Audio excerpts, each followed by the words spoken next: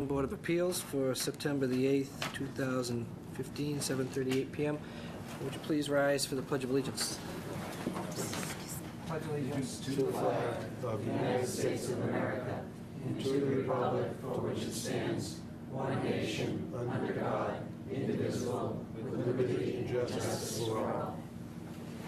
Thank you. Okay, the next order of business we have tonight is the acceptance of minutes from the August the 11th meeting. Do we not have the minutes from the August the 25th meeting yet? No, I don't have them. You'll have them. For the next round? I won't be around, but. Oh, okay, we know where to find it. Okay. So we have minutes from August the 11th, if anyone's reviewed them and they want to make a motion to approve. I'll make a motion to approve August 11 minutes as written. I'll second the motion. Motion and a second. Any discussion? Hearing none, all in favor? Aye. I'll declare that to be approved. And we'll also note for the record that we have a full board tonight, all regular members, plus our new associates as well.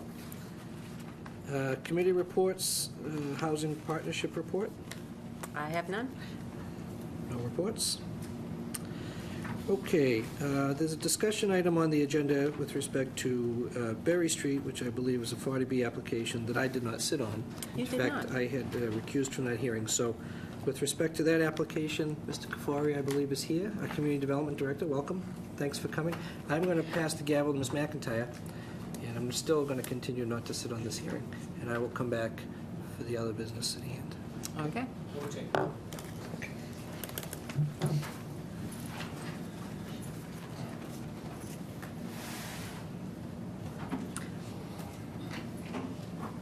I don't know if you need to go to the podium. Usually at our meetings, does he, or is he okay? Is he okay there? It's Okay. To the board, just a few procedural items regarding the Berry Street project and some of the conditions from the decision by the ZBA, the March 11, 2014 decision, one of which, condition 1, requires acknowledgement by my office that the plans of the project have been determined that they are in conformance with the correspondence recorded in the decision. Also, condition 9, that I've reviewed and approved the exterior building materials that are going to be used and that they're in line with the architectural plans. The plans have been reviewed by myself, by the building department, have gone through various departments of town, have had peer review, and are in conformance. So I am submitting a letter tonight to you, Madam Chairman, acknowledging that as required. There's another condition that there's a declaration of restriction that will be placed on a large amount of the parcel. I believe you were provided the actual declaration and acknowledgement from Town Council that the declaration is acceptable to Town Council, as well as the parameters of the restricted area, which, per the conditions, I'm supposed to approve. I believe you also have that plan which will attach to that declaration, which I have approved. I don't know if there are any questions to it. There was another, as a matter of help, a plan that I submitted showing that restricted area in relation to the full build-out and how tight it is to the full build-out upon completion of the project. Again, so that letter will, my letter that I'm handing in acknowledges those 3 conditions as being satisfied.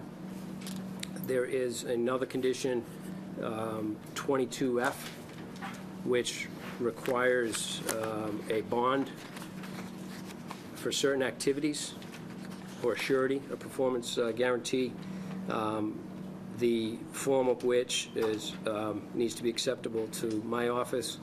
Again, I provided a copy of the actual bond, which I have in my possession. That will be placed with the town treasurer.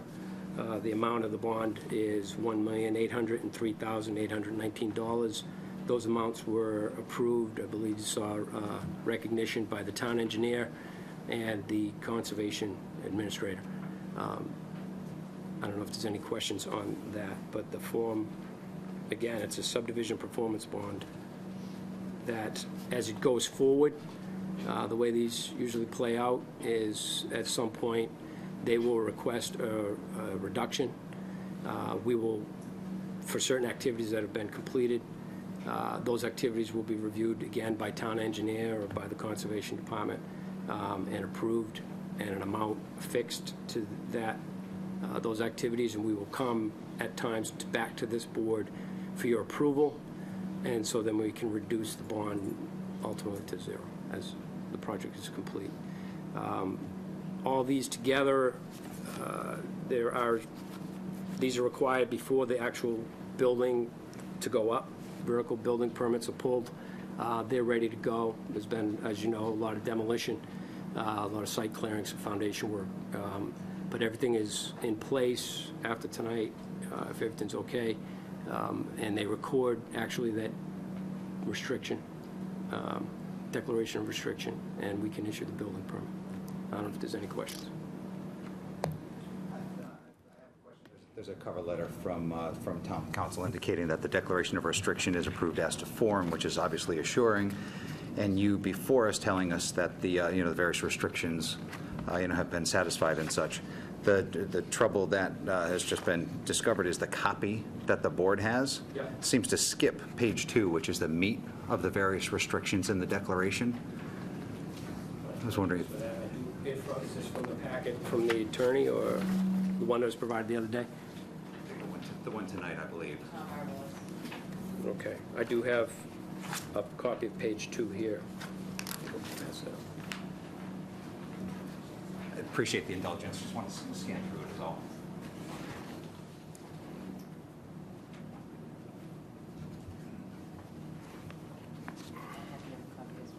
You have page 2? I have the original from Fancy pants.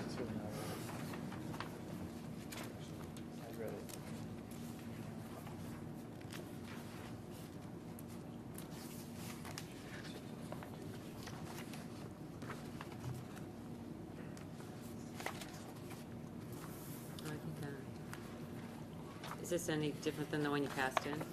No, I just signed it, and I changed the date to today's date, that's all. That's good enough for me. It's good. extraordinarily broad, yeah. So that covers everything that I would want it to cover. Sometimes these things have 22 sub-articles and stuff like that. This is nice and easy. No impervious surfaces. Okay, anyone else have, again, this is just a discussion in order for them to go forward. Part of our condition of the 40B requires any process to come before us as well, not just sign off on it and it leaves. It comes to us every step of the way to review, to have a sort of checks and balance. So, any questions from the board? Nothing from me, Input? Madam Chair. Okay, you're all set? They'll sign everything and make sure they give them copies of... Yeah, again, the bond, I already have the original bond. That will go, I'll keep a copy in our office, but the original will probably go with the treasurer's office. I know that's what planning does with them. And I'll get a copy of that the declaration of restriction has been signed and recorded, and that will be demonstrated to the building inspector before any building permits issued. Great.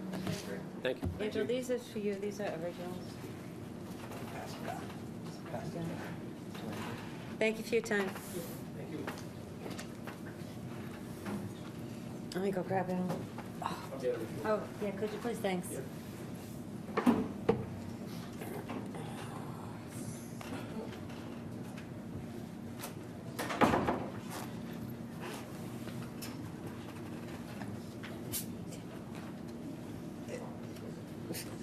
It's carbonated, isn't it? Yeah. With hair all over it. Well, I guess I can, I sure missed the reports of the Merrimack Valley Planning Commission. Thank you, Alan. I appreciate the The monthly reports of the Merrimack Valley Planning Commission. That would take hours to read. All right. okay, for the record, I'm passing the gavel back to Al. Why, thank you. My Okay. job's done. Next on the agenda, for discussion purposes, is with respect to a sewer pump station for 146 Main Street. It would be for Mr. Smith and Attorney Katrubis, who's here representing Mr. Smith. Now, I know this is not a public hearing tonight. I know it's just on for discussion purposes, but I just want to make a disclosure pursuant to 23B3 of Chapter 268A. This is well over 10 years ago, maybe closer to 15, I don't remember the exact time. Mr. Smith, who is an architect, had done some architectural work for me. I had done some electrical work for him. I know it was well over 10 years ago, closer to 15, I don't remember the exact date. There is no conflict of interest. We don't have a business relationship at all. These disclosures are required orally and in writing to our appointing authority to dispel the appearance of conflict of interest. I don't believe I have a conflict. I believe I can act objectively. That being said, I will rely on you. If you would like me to recuse myself from the hearing, I'm happy to pass the gavel over to Ms. McIntyre. If you don't have a problem with, and I know it's not a public hearing tonight with respect to your petition. If not, then I just put my notice on the record to you. As we discussed earlier, we don't have any problems with you staying on the board and not recusing yourself. We do not believe that there's a conflict. That's fine, and I'll stay on, because these sorts of things happen in small towns all the time. So what's important is we just protect the public trust. Now, just by way of history for the board, I just want to bring them up to speed a little bit. You would like to, your intent was to file an aggrieved party petition. And you, in fact, did that, and it was time-stamped, which is why you're here tonight. There were some questions that we discussed with town council around notice in terms of who you needed to give notice to, whether it be the association and or all the members there. Town council's recommendation was if we get some authority in terms of just being able to notice the association as opposed to all the members of the units, that's something we could rely on. With respect to the enforcement requests, and I know we've gone back and forth in terms of whether or not an actual enforcement request had been sent pursuant to Chapter 48, Section 7. You know, we believe that the complaints themselves don't necessarily constitute the enforcement request that we're looking for. So that being said, I'm willing to recommend, as to the petition that you filed, if you can cure those two items for the next meeting date, because nothing's been advertised as a result of these hangups. Right. And you sign a time waiver form with Angela. I had a time waiver form already filled out and signed. Then what we could do is if you can cure those aspects of the filing, which I think are defective but curable, hopefully next month we could move forward to an actual public hearing as to the merits of what you're looking for. What is the date of the next hearing? It will be the second Tuesday in October, I believe. Right, October 13th, I believe, but the deadline is September 17th. Yeah, we should be able to cure it by then. Deadline with respect to advertising. 90. So we have a significant amount of information that's come in. The two missing pieces is, I believe, the technical letter of enforcement, of which the inspector would have 14 days to reply to, and if he doesn't reply, that gives you standing, in my view, and in the view of town council, to be a quote-unquote aggrieved party. And then the actual advertisement. And also all the family labels are required. Right, so you need to just kind of work that out with Angela. Now, Angela, regrettably, we're happy for her. Is it public? Is it public? Are you going to be with us? Is it public knowledge? This is my last. So this is Angela's last meeting, but we will make sure that there is some form of staff. She's moving to another department, but we'll make sure there's some staff to help you get that done. Okay? Right, no, we'll be within that because we'll still be able to attend the hearing. It's just the notice will be sent out. Is that Yes. acceptable to Mr. Smith and yourself in terms of? Yes, I mean, the only concern that we had, that even if the letter is issued tomorrow, 14 days from tomorrow is the 14th. I mean, not the 14th, the 24th of September. Will that still put us within the ability to have a hearing on the 13th of October? I think it does, because whether or not the inspector in fact responds, technically, and based on the history that's been filed before us, you know, the real issue with the filing deadline is the publication. So Okay. by the time we get to our actual meeting, if something has changed and your situation is resolved, then you don't need to move forward, we don't need to open a public hearing. Okay. And if something hasn't changed, then you have your public hearing. And I think that so long as we waive the time, because once that application, you know, I don't want to have to recommend the board technically deny the application, Right. and then you have to start all over. That's fine. All right. So that's acceptable. So you have that? Okay, and we will, oh, okay. So It's you, already filled out. so if you want to leave that with Angela, she can get you a copy in the morning? That's fine. I'll swing by in the morning. No, you can address all that tomorrow. Are you in tomorrow? Okay, yes. Then I'll just swing by our office. Can I give this to her tonight? Sure. Thank you. And I think that way, that keeps you tracking, moving forward, and then...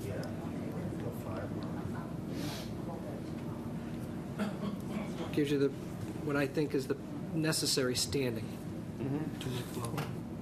And that way, we won't take any actual evidence tonight as to the merits. The board has what's been filed, and I think we'll wait to take any substantive evidence until we actually open that public hearing. Okay. One question. Sure. If we do get back to here with the actual hearing, is there a way that we could use that projector if we had things to show you from a visual standpoint? Well, I'm the wrong guy to ask, but, you know, because I still use an old pocket calendar and I write things in with a pen. Okay. But I'm sure we can ask the right person, and I know what happens, and people do things in this room all the time, so we could get that set up for you. Okay. Thank you. Okay? You're welcome. Thanks for coming.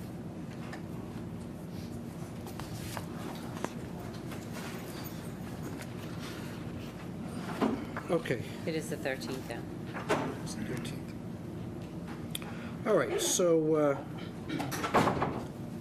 moving on, we have a continued public hearing, a special permit in the R for district petition of Jose, I'm sorry, Renz, how do you say the last?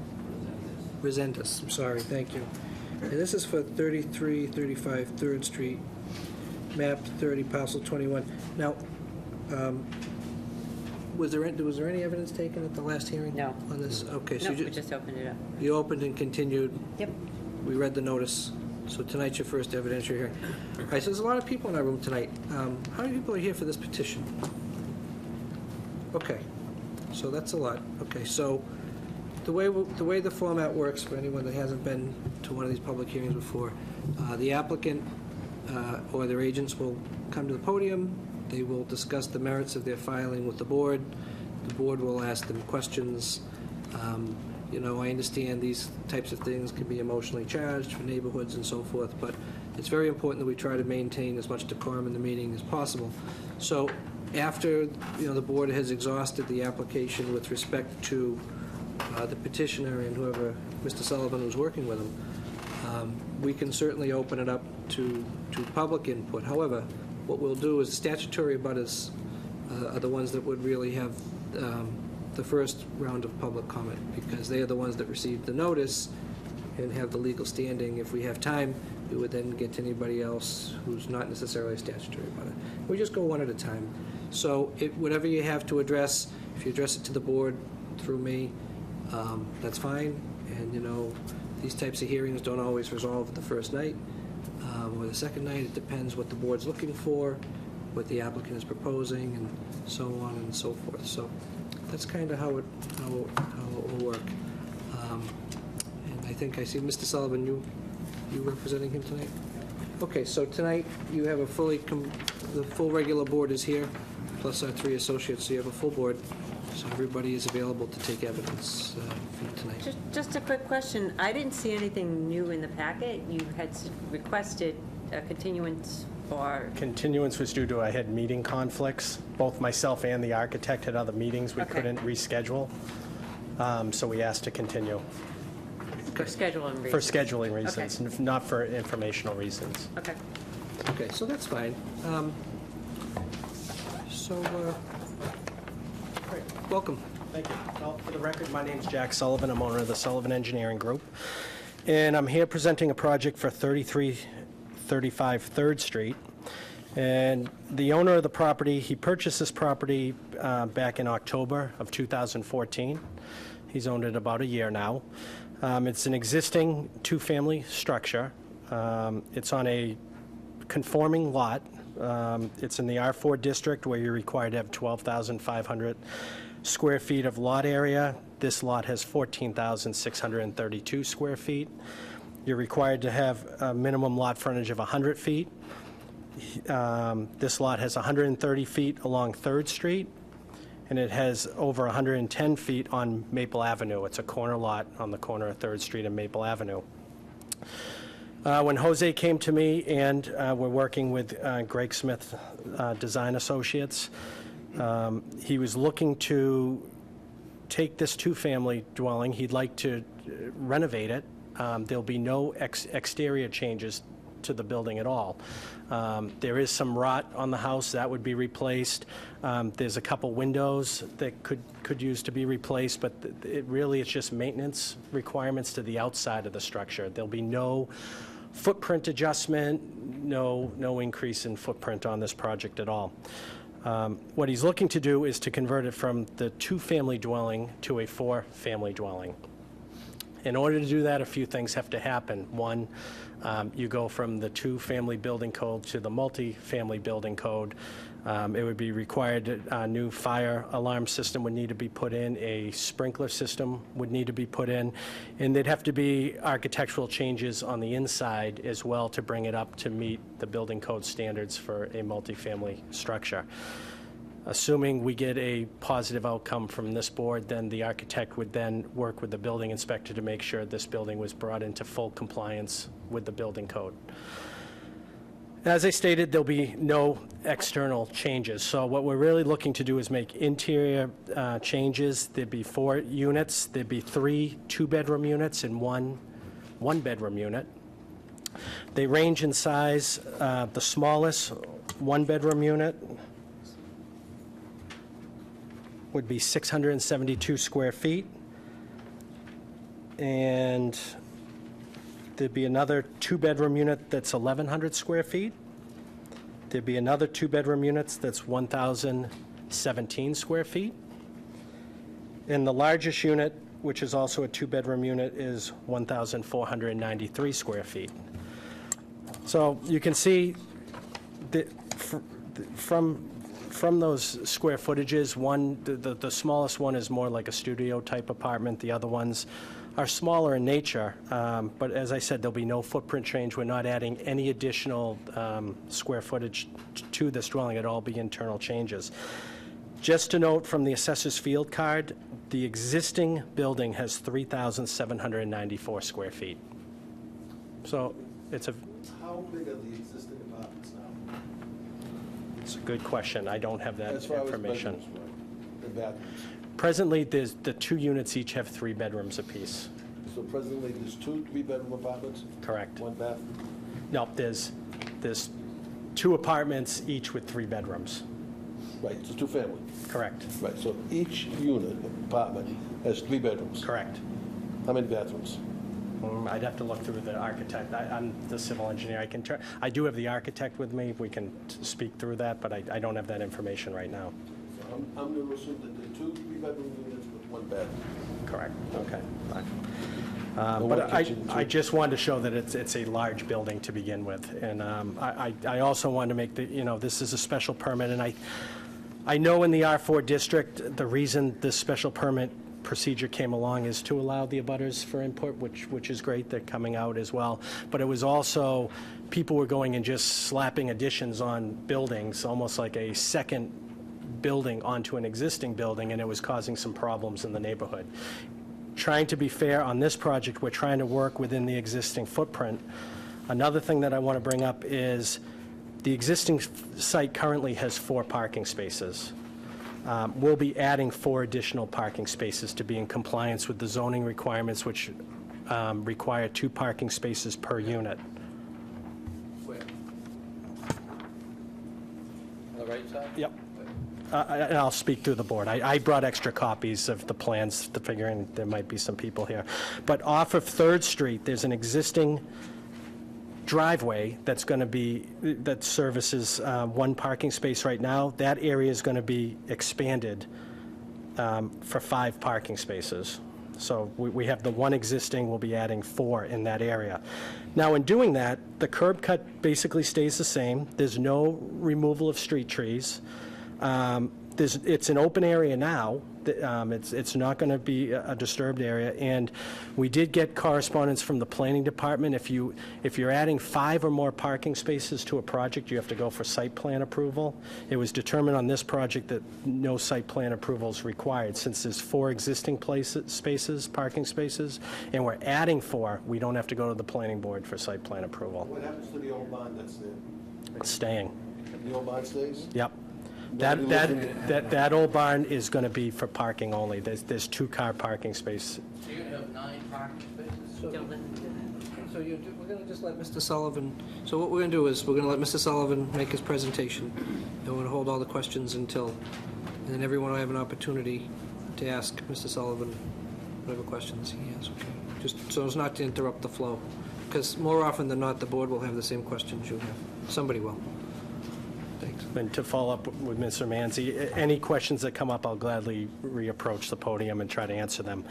But the 8 parking spaces, 2 are internal to the barn. 6 external parking spaces, 2 internal. So, Mr. Sullivan, Ms. McIntyre and I try to figure out the spaces. I see, we're on the plan with the existing 4. Okay, the existing 4, there were 2 that exist within the barn, There's 2 within the barn. okay? There's So not in front of the doors, but coming in. Right, there's closing not the- enough room to park. You can't, you need a 9 by 18 parking space for a conforming space. There's not enough in front of the doors. You're calling it a barn, is it effectively a garage? Is it converted? Effectively a garage. Okay.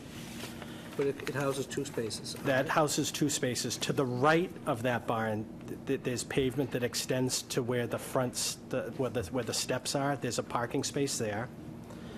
And that's on the corner of Maple Street? Yes. That's on Maple Street? It's on Maple Street, not on the corner, but it directly abuts the barn on the easterly side. And then there's 1 existing parking space off of 3rd Street. You can see from my plot plan, there's a curb cut, and it's labeled Big Conch driveway, so there's 1 space off of 3rd Street. I'm sorry, where is that, sir? I So- see the space number 3. So, okay, so you have 1 and 2 labeled on the garage by Yep. itself. Correct. 3 next to it. Yep. And where's 4? And then 4, 5, 6, 7, and 8 are off of 3rd Street. Those are going to be, those are the spaces that are being created. There's 1 spot over there now, I got you. and there'll be 4 added. I'm sorry, I'm not understanding what 3 is. Is it where the stairs are? In front of the stairs. There's a drive, the edge of the pavement, you can see where the curb cut on Maple Avenue is. You see how it's open? There's a wide opening, and there's a large curb cut. On the side of that barn, there's a 3rd space right there. There's actually- The stairs here? Yeah. That's the stairs here. There's a car actually parked in it. Fine. All right. I don't think you can get to, okay. Yeah. So are these spaces, let's talk 1, 2, and 3, are they effectively 9 by 18? Do they have a dimension associated with them? Do we know what the size is? They're all 9 by 18. They're 9 by 18. There's enough room inside the barn to park the 2 cars. You can see from the picture, there's an existing car that uses that spot now, and then Which all the picture? newly created spots are labeled 9 by 18, and I provided a 24-foot aisle for turning movements. So 1 through 3 are considered to be existing, Correct. and 4 through 8 are considered to be new? 4 through 8, 4 of those spaces are new, 1's existing. Which one is the existing one? If you can see where the existing big conch driveway is, and there's a little walkway to where the porch is. Yeah, okay, Yeah. all right, thanks. Thanks, okay. Okay. So I mentioned that the lot conforms to zoning. The existing house is a pre-existing non-conforming structure. And in the zoning table that I provided on my plot plan, you can see the minimum front, side, and rear setbacks. We comply with the side setback, but the front, where this is a corner lot and we're in an R4 district, they're under the required front setbacks, and it's under the required rear setback, but it's a pre-existing non-conforming structure. But where there's no expansion, there's no sort of variance needed, it predated any sort of zoning. It's an old structure. So people understand, it previously existed, Correct. the footprint's not changing, but zoning came into effect, which then makes it effectively non-conforming. Correct. Can I ask a question? Sure. Your client bought this property on October 14th? He's owned it less than a year? Less than a year. So he's looking for this variance not due to a financial hardship? Not a variance. This is a special permit. Well, then he's looking for a special permit. It's not due to any particular financial hardship. No, The but only financial hardship, he just wants to make more money. what he'd like, Right? I mean, no, I'm going to answer it honestly. Okay, answer Okay, you're honestly. asking me. He's looking to take the investment he made in this property. Yep. He'd like to split it into 4 units. He would gain some more rental income out of that, which would allow him to make improvements in the structure. So yes, he'd be making some more money, but he's going to be taking some of that money, putting it back, and he's going to make an investment to bring this up to code. There'll be sprinkler systems added that don't exist, so for public safety, there's improvements. But yes, just like anyone who buys some Just sort to of clarify, investment Mr. property Cruz, just a looks to make money. Hardship, the question of hardship relates to variances. It's a different criteria with respect to special permits. The criteria is how it fits within the neighborhood and surrounding properties and so forth. It's a different standard of There's a review. different stance, not a financial hardship. Well, whether there is or there isn't, it's, we can discuss it, but it's not something the board would ultimately be making a finding on because it's not the legal standard of review under a special permit criteria. When your client bought this house, did he drive around the neighborhood and see the character of the neighborhood? He can speak for himself. I don't have these answers. Is he here? He is here. Well, let's ask him. Oh, wait a second, let's just let Mr. Sullivan, Okay. before we cross-examine the guy, he's got Mr. Sullivan Yeah. making a presentation. And, maybe it would be helpful to everybody in the audience and us if you just explained a little bit of the special permit criteria. I know you gave a little history, but not everybody's up to date on that sort of stuff. Okay. I'd just like to add one more thing, Chairman, and then I'll bring everyone up to speed on the special permit, and then there's a lot of people who seem to want to speak, and that they can get up and speak as well. I just want to say one thing about the parking. He could go make these parking changes now without any approvals from any boards in the town. I know that's going to be a concern, traffic, things of that nature. He could go in and create this area without coming to the Zoning Board of Appeals, without going to the Planning Board, without any town involvement. So I'll gladly talk about traffic and parking. If anything, it's going to formalize a parking system. And I actually tried to lay this parking area out with the least impact to the neighborhood as possible. I retained stoning walls. I showed the tree line to show there's no trees. I'm utilizing an existing curb cut. I'm saving the street trees. But I just want to be upfront with everyone. If it comes down to parking on this, he could go and, there's no wetlands, it's not in the watershed protection district. He could go and create this parking area tomorrow without any sort of ZBA approval. But as part of this process, we are required to show 2 parking spaces per unit. We're showing it on the plan as a formal parking area with minimal impact to the existing land features, and trying to work with the neighborhood to try to I showed existing trees. I showed how we tried to work around those existing trees. One of the big thresholds with the special permit is to show it fits with the neighborhood. We're not making any exterior changes. The house, from the pictures you see, it does need some work. There's rot, there's windows to be replaced, it needs to be painted. The owner would like to take the opportunity to put some money into the house, to create the 4 units. We feel without any exterior changes and just formalizing the parking area, I don't see how this can be a negative impact to the neighborhood. It's someone looking to put money into the property to improve it. So, I mean, what you're really doing, though, I mean, so the parking issue, you've laid that out maybe based on the existing topography or the landscape, but with respect to what you want to do, which is really make 2 new units. Correct. So, okay, so that's allowed by special permit, it's not allowed by right. Years ago, it was allowed by right. Zoning changed. Tell us a little bit about the impact of what you're proposing to build and how it is similar or different from what's there. Okay. So, one change that we will be doing, the additional parking will be a paved surface. So we will be taking some landscaped area that is presently grass, and it'll be converted to pavement. I don't have any formal drainage controls shown on this. That's something I could add. If people have a concern with drainage, I can put in some sort of drip trench along the edge of the parking lot as some sort of filter strip for stormwater.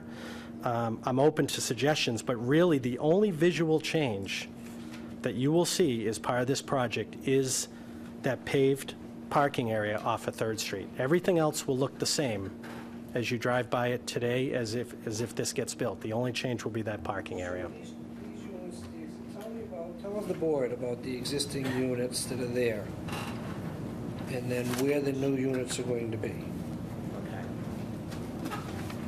Am I going to put you on the spot, Caitlin, if you take that? I'm going to turn that over to the architect for 1 minute, because I'm not up on the internal changes. Before you leave, clarification before we get indoors, I think I heard you say that nothing was going to change in the landscaped areas other than some grass is going to be paved. Trees being lost? No. Bushes being lost? No. Thank you. Yeah. Is there, and actually building on Paul's point, you talked about drainage. Is there a drainage issue now? Like, Not that I'm aware of, but if any of the abutters bring one up, I'll gladly so listen the to house, it. does the structure have gutters? Like, is the water channeled anywhere? I'd have to let Caitlin answer that. I didn't do much with the architecture of the building, but I could turn it over to Caitlin Pandel, who's the architect on the project.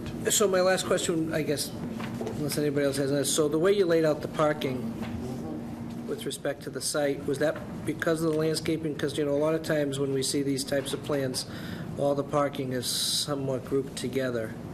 And I guess my question is, you sort of have a little bit over here and the rest over here. Is that a result of the trees or the grading? That was a result of somewhat of the existing conditions. So there is some parking that exists off of Maple Avenue, and the tenants can access through the steps and decking to the units. So there's some parking off of Maple Ave. And then the natural spot was to expand on 3rd Street. There was an existing spot there, and we added some additional space.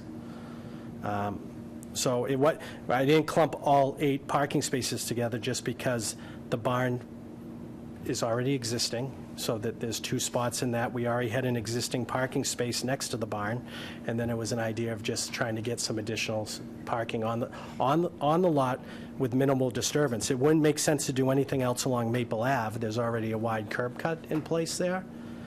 I didn't want to make it wider and lose some of the green space that people would see when they drive up and down Maple Ave. That visual impact on Maple Ave today will be the same impact that exists if this gets approved. I have a question for you. Sure. Number 3 is bugging me. Sorry. Okay. Because it's there doesn't make it a legal parking spot. Because it exists doesn't make it a legal parking spot. I don't have the side. It looks like it's going to be in front of, is that a driveway on Maple Ave? Is that paved or is that a driveway? It's a wide driveway. It extends, if you can see my dimension of 22.4, that driveway extends from the left side of that barn all the way over to that dimension offset of 22.4. It's an extremely wide curb cut. I can show some dimensions on it, Ellen, to show if it's 9 by 18. Because I have stairs there, and I don't Yeah. know how you fit in a car without blocking the entrance of that driveway. Yeah, they might fit it tight in, but again, because it's there doesn't mean it's legal. Do you know what I'm saying? I know what you're saying. We need to show that it's 9 by 18 and conforms to zoning. If it's And not, you can get by it, or if the car's there, if you have a If it's not 9 by 18, I could always add that space over to the Third Street side, still with no impact to any trees or landscaping. But I will look at that and get back to this board with that information. A question Ellen may be asking, but it's not always all the way coming out, is there an emergency egress problem with the car being that close to the stairs? Not that I know of. If you could answer that question with some confidence, I guess. Sure. At And the like I next said, time. we're adding a sprinkler system, we're adding Understood. some features that don't exist. So from a fire protections point, It's not because they don't exist, it's when you go over 2 units, you have to. You have to. It's not a courtesy that you're adding them, it's a requirement. it's not a courtesy. We're not saying we're going to take this expense. We need to do that. Correct. But I'm just Because you pointing have out. to, not as- because No, you're- no, it's but because you have to. as a two-family, it wouldn't be not have added. to. As a four-family, You it has do. to be added, and it Just would to be added. clarify. But the point is, it does add another degree of protection that doesn't exist, if we have to or not. Because it's required. But it's still extra protection, Ellen. Because it's required by law to have it. Right. I mean, we can argue, we can sit here for hours and No, argue it's back one or and the forth other. here, too. It's fine. Correct. I'm not arguing with you. Right. Clear what the argument is. I'm just saying something will exist if it's 4 units that doesn't exist, Because it has to. because we need to do it. Okay? I'm going to have Caitlin Be a answer condition of your building permit. as a condition of the building, By law. by law. Whether it's compulsory or voluntary, the point is the fire suppression system is going to be installed. That's- So it does- to me, it doesn't matter whether it's voluntary or compulsory. So what about snow removal? I mean, snow, So, it's going to snow. yep. Where's it going to go? There's snow stockpile areas. You can see off of space number 4 and 5, there's still a grassed area outside of the tree areas where snow could be stacked. And what about trash? Haven't got that far. I don't know what they do now for trash, to be honest with you. I So don't, let's presume they have, no, I'd have to ask let's the take neighborhood. it, let's I take don't a know. short leap. Let's assume that they have curbside pickup on a day. If they, So I guess the question would then become, as part of the site, so there's technically not a site plan review, but that doesn't mean this board doesn't look at site, right? And how that site's gonna work. So, I guess kind of snow removal is something that, and the trash situation in terms of where the barrels go, and that sort of thing. Those are all things that the neighbors would want to know. I think that the owner would want to reflect on how that would work, particularly if his intent was to go from 2 units to 4. Right. That's double. We can't hear you. You can't hear me? Yeah, that's not uncommon. I'm sorry. We need to. Right, so I was asking about, again, I apologize, these microphones don't amplify. So I'm asking about trash removal, where the trash would be located, snow removal, how they would stockpile snow. Effectively, the proposal is to double the density. So as it relates to site issues, how's that working now and what the proposal is for how that would work based on what they want to do. I can, if it's curbside pickup, which it sounds like it is, I can show a spot on the plan, probably behind the barn/garage where barrels would be stored, and then they'd be brought out curbside and then brought back and stored behind so we could even show a privacy fencing or something put around those barrels if the board wanted to see something like that. Well, I just think it goes to the merits of what you want to do. We're all pretty familiar with Third Street. A lot of us traverse the area often. They're fine So, with it. I understand the neighborhood and how it works, so it's your applicant's proposal. So I guess the question is, how is he trying to show us that what he wants to do is a de minimis impact on the neighborhood? So those are questions that come to mind based on the discussion so far. I think from comments from the board and then comments we received tonight from the abutters, we'll probably continue tonight's hearing, and then we'll go back and try to address any of the concerns that we can address. We're not going to make everyone happy, but we'll try our best and then come in with what we think is our best plan and then put it to a vote and see where we go. But we're willing to that's why we have these hearings, to take input, and I'm here to listen, and we'll try to add what we can to the plan.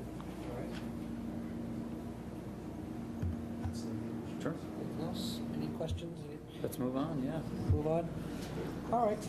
Let's move on to the actual units and the density and the architectural layout. I'll just give them a brief presentation on the architecture, and then Sure, we can go from there. Is it okay if I use the easel? of course. It's not mine.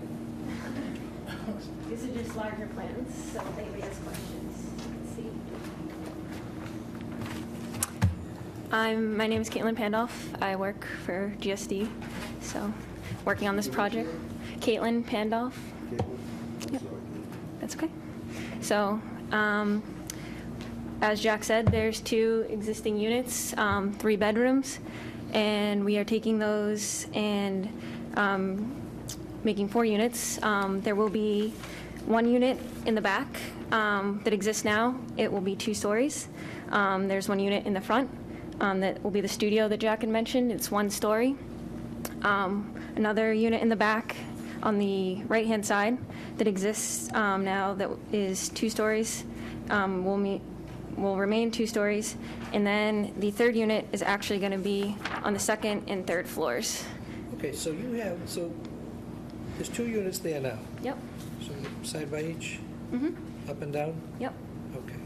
So you're proposing to go up into the attic space as well, or and break them up? Yes. Okay. When you say the 1 unit and the 2 unit, how many bedrooms are you proposing for each unit? The studio apartment on the 1st floor will have 1 bedroom, and the other 3 units will have 2 bedrooms. For a total of 7 bedrooms, where there now exists 6 bedrooms, Yes, just to be clear with everybody. because we are going up into the attic space. So you're increasing the bedroom by 1? 1 bedroom, yep. Mm-hmm.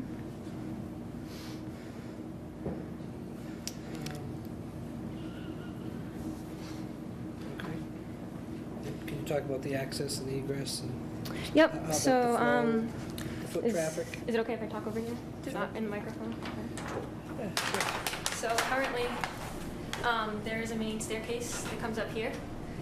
We are going to be maintaining this door, closing off this door.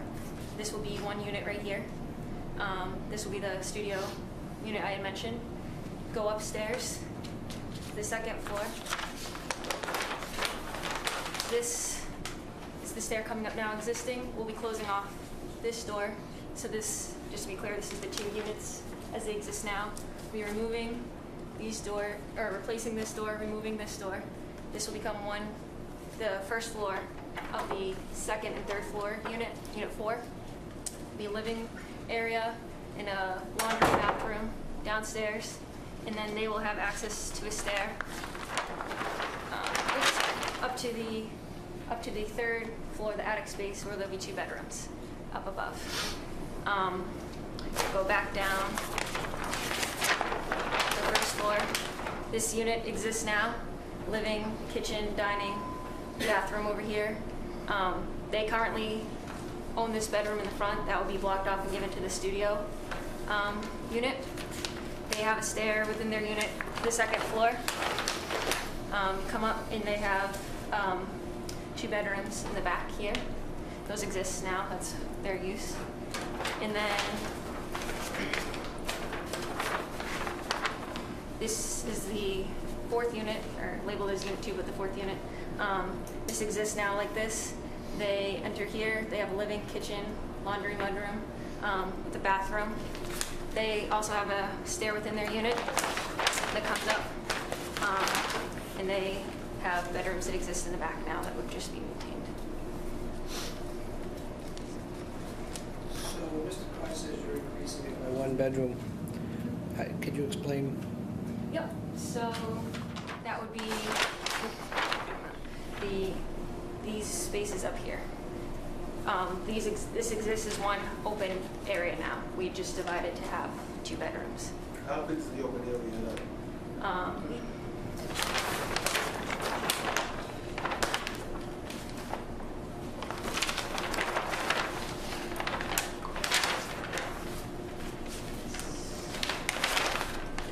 We have the unit 3.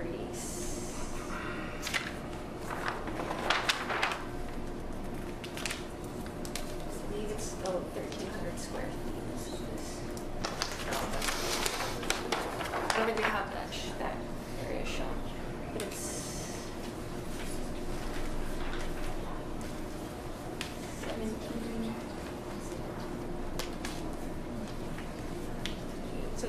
by 17. 38 by 17. Yep. So what's so the square footage, how's that being increased? I'm sorry. The usable square footage, how is that being increased by what you want to do? It's not really being increased. We're maintaining the existing space. How is the structure being occupied presently? So presently, there's a family in this unit and what they have upstairs. In here. And they, like I said, they also have this bedroom out front. And then there's a family in this unit and what they occupy upstairs. They actually occupy this one side. How many bedrooms being occupied, do you know? This one, there's 3 bedrooms, and this one, there's 1, 2, and 3 bedrooms. Is the attic space right now being used as attic, or is it being used as usable square footage? It's an attic right now. So I think the question that she's getting at is how can we be claiming attic space, but not increasing the square footage of the living space in the entire home? Because if I understood Mr. Sullivan, the field card says there are about 3,800 square feet in the house, but in doing the quick math for the 4 units, we're at about 3,500. Yeah, the attic is finished. Oh, it is finished. He's not using it currently. The tenants aren't using it. The attic is currently finished? I misunderstood. When we were talking about open space, I thought it was, where grandma's steamer trunk is with all her old clothes. They're out there, and the walls are finished. It's heated? The attic is heated already?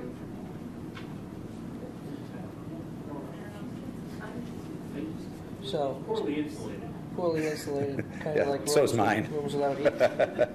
So is it sort of an old-fashioned type deal, or recently finished? Horsehair plaster, okay. Yeah. And are there currently 2 bathrooms? There's currently 3 bathrooms. 3. We added 3 full bathrooms? Yep. So you're only going to be adding 1 additional? Yep.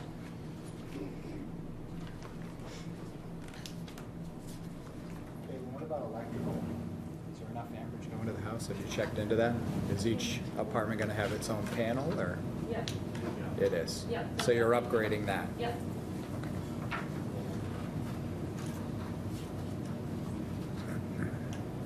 In the work that's being done to convert the units, we're creating some kitchens. Are the old kitchens being, essentially, I guess my question is how much work is being done? Is this essentially something short of a gut, turning it into 4 units, or are we? No, I mean, what I'm showing in the dark here is the only new walls that will be constructed. This kitchen will be maintained. This kitchen will be new in the studio apartment, and then this kitchen will be added up above. So that one's a new kitchen as well, then? I believe some stuff exists now. It was, at one point, some stuff in there, but not anything that's usable right now. And the existing kitchens, are they being upgraded or untouched? I think that's a question for the owner. I believe they'll be unknown, yeah. Not known. So what's the intent with these units? Are you looking to keep it as a 4-family and rent it? Are you looking to convert it into condos and sell it? What are we intending to do with the property?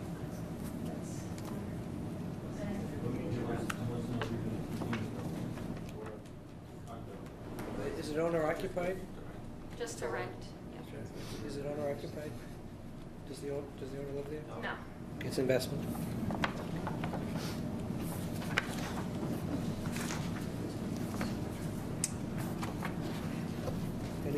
Any other questions as to the design?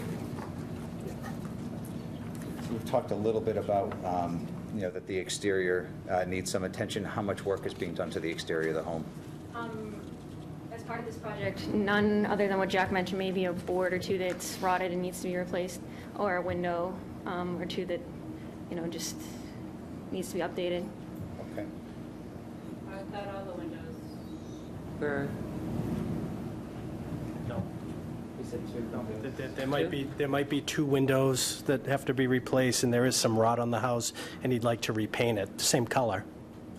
but you can see from the photos, there's some cosmetic work that needs to be done. But what actually works with this is with the reconfiguration of the units, there's no exterior windows that are being removed or new windows that need to be installed. So the physical look of the structure from the street will be the same. So the majority of work will be inside. Correct. Is this structure located within the machine shop village area, or is this outside of that?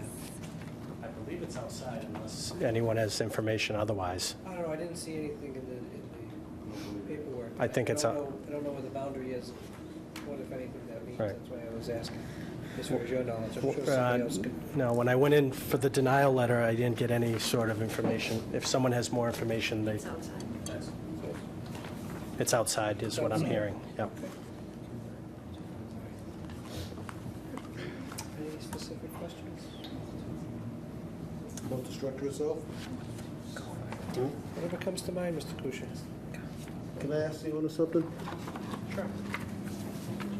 Well, the owner is under no obligation. No, I just want to ask, I just want to be clear. Yeah, I understand. People representing him. yeah, I understand, well, He's under no obligation to come Okay. talk to us. His English isn't that well. I mean, he's here tonight. He showed up, but he's not comfortable speaking. You know what, we're not. But that's not how, that, Talk, Mr. Kusia. He has Do you have representation. questions you can ask him? okay, Why don't you ask the my questions? Okay, my question is, if we give, and you're gonna have to, how do you say his last name? Resendez. Mr. Resendez, if we give him that special permit, Yep. all of these people out here, are we gonna be obligated to give them a special permit if they decide to convert their house from a two-family to a four-family? Sir, it's a And case now by we case. spoiled the whole character of North Andover, right? So now we've got all this investment property here, right? Right, I mean, he wants us to treat him, as he said, a special permit? Each case, as you know, is judged on I its merits, understand, but Mr. these people would Kusia. all have the same rights under the Constitution of the United Yes, they States, do. that we're all being created equal, that we're all treated equal, so they would have the same right to put a four-family there. Sounds like Why not a something- six-family, right? Right, yeah. Well, the reason it would not be a six-family is because the bylaw would cap it at 5. Oh, okay. Excuse me, five-family. I do have a question, and I'm not sure if you would know. How many, We're still in the grandstanding phase of the hearing. oh, I'm sorry, That wasn't meant to be a grandstand, that was meant to... When it comes to ratings, we want our ratings to be a little bit better than planning and conservation, so, you know. I think we completed that for the night. Oh, we're not done. Oh, no. How many other four-family units are there within the area? I'd have to do a study. I can tell you that, I rode by the neighborhood. I drove down 3rd Street, I drove down Maple Street. I saw a ton of two-family structures.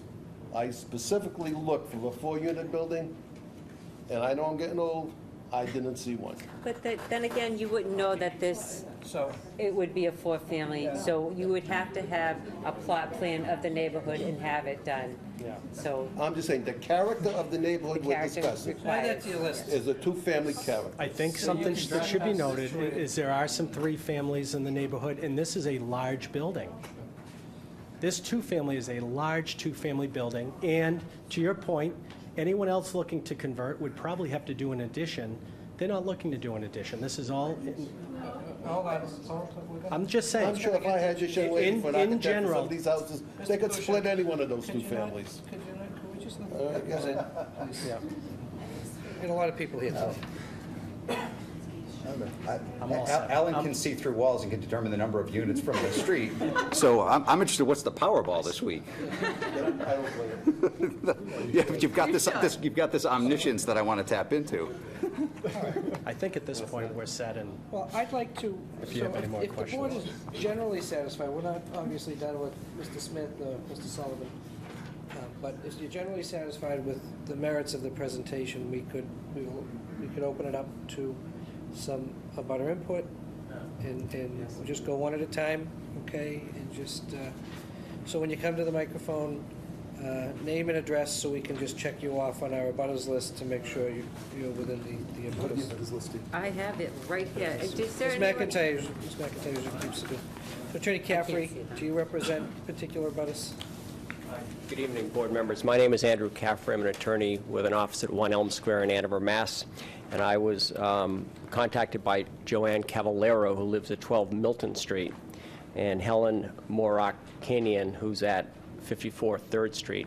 And I understand they're both generally across the street from this project. What was the other address, sir? 12 Milton, Joanne Cavallero.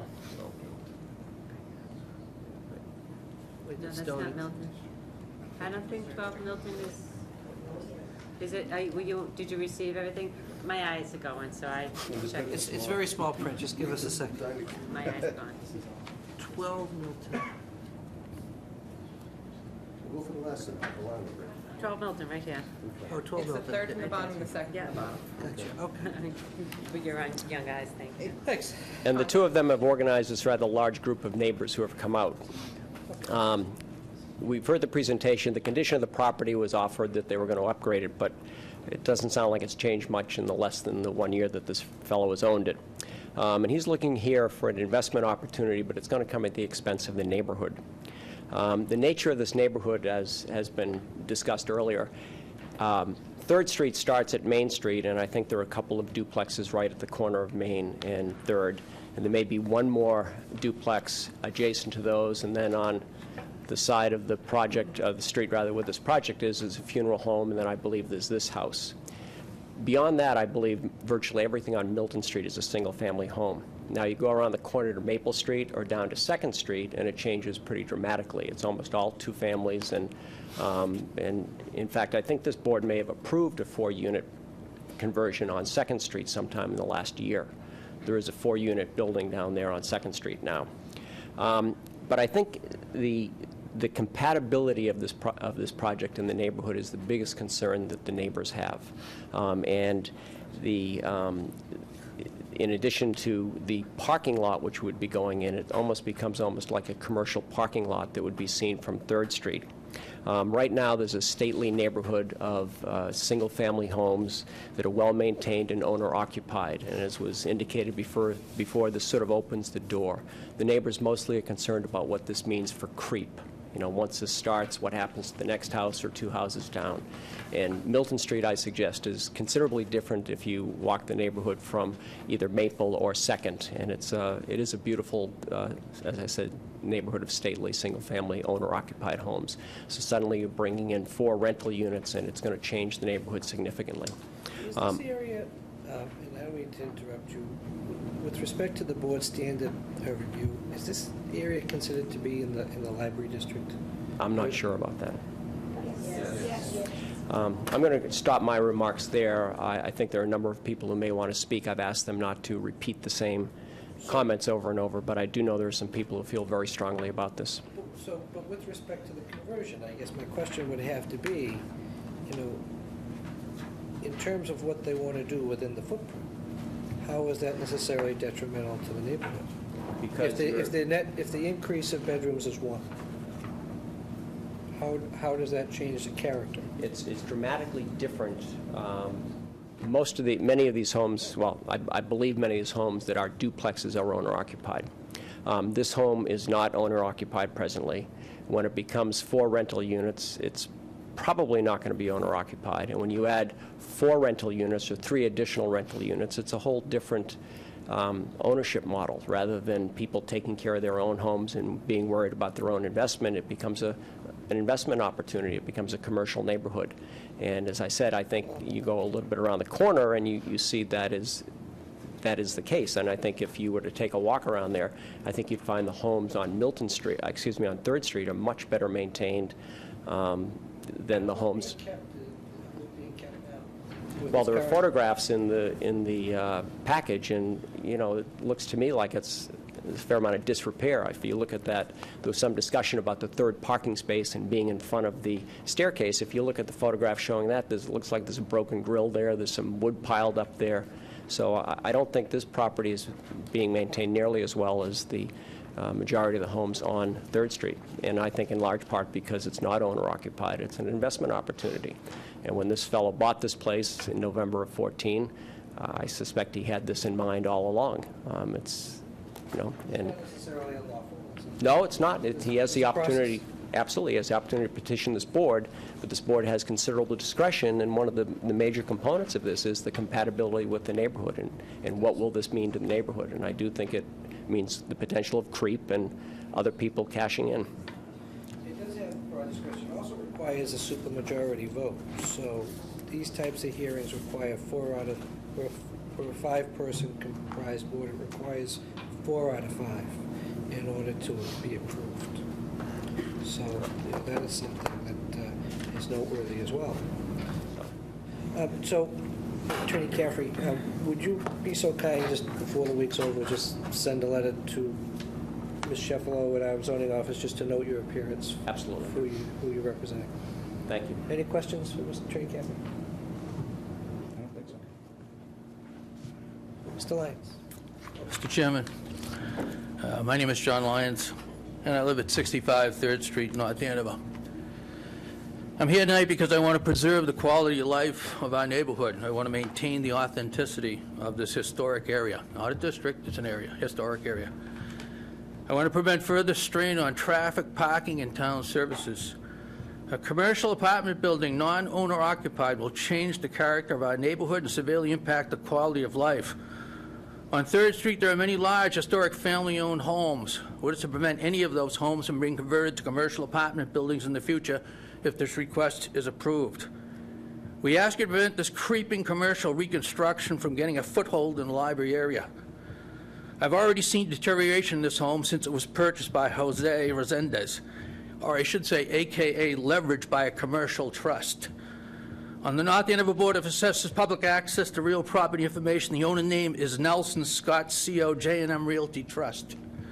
And on the North Andover Tax Collector's bills, it's billed to J&M Realty Trust, Jose and Marie Resendez. Trash has been strewn over the property, including old mattresses and tables, and noise and traffic is far worse than before. The police are often observed there. The ownership's track record to date indicates neglect. Please do not allow our historic neighborhood, for that matter, the entire library area, to be compromised.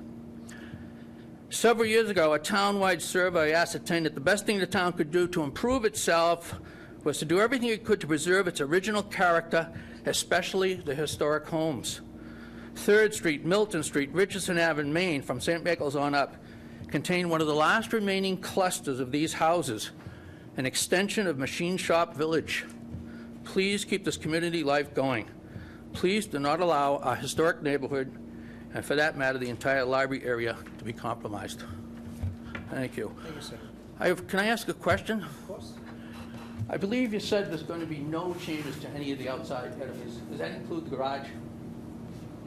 So, Mr. Sullivan, do you want to make a list of questions and respond one at a time, or do you want to address this one now? I know I'm not supposed to directly answer questions. It's supposed to go through the chair. Okay.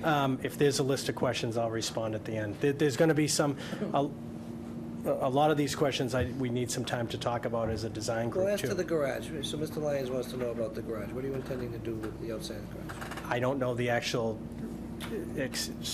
the doors may have to be replaced on it, but I don't even know at this point.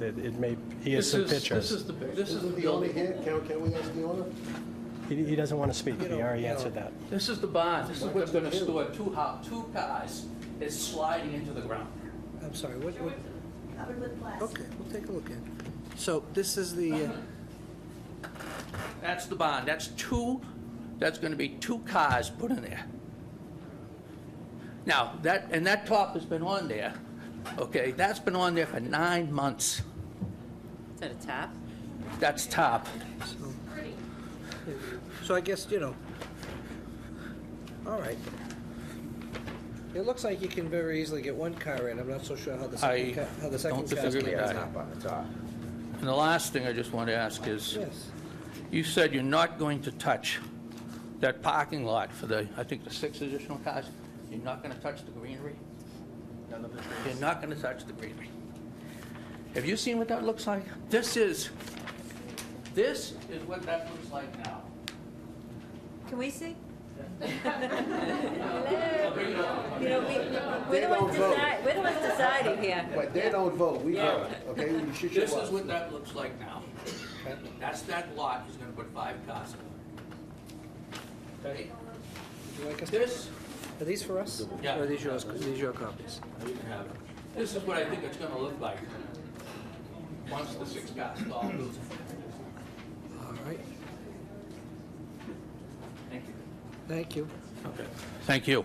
Anything else? Was No, there anything thank else you. we can do? Okay. Thank you, Mr. Lyons.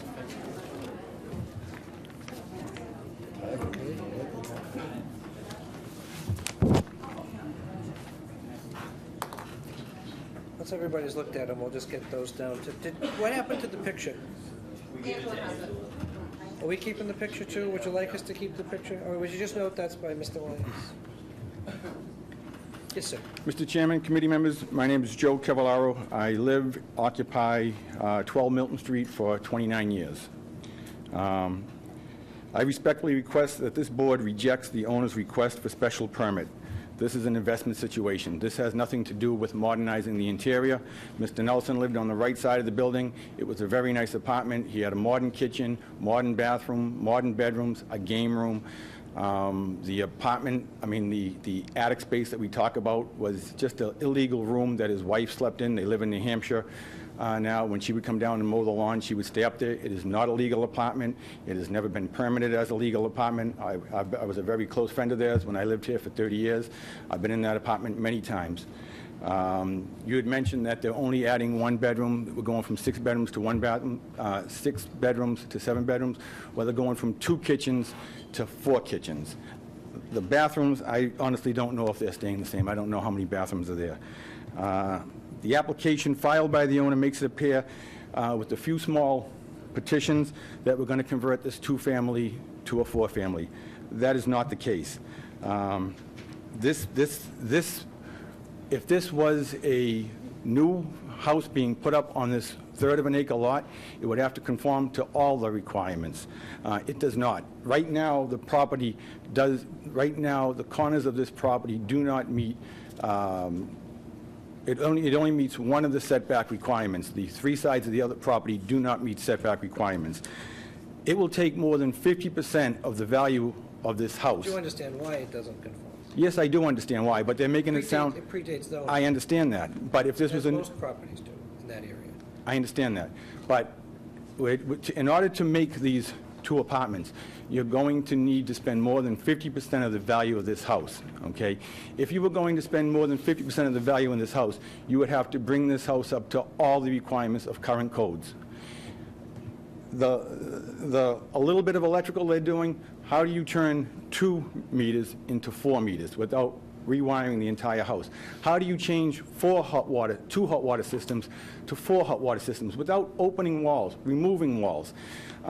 They're adding smoke, But those are all investment choices that are regulated please. by the building trade, sir. I understand that. Those aren't, I understand that's the that. nature of the application. I understand that, but they're not meeting all the up-to-date codes.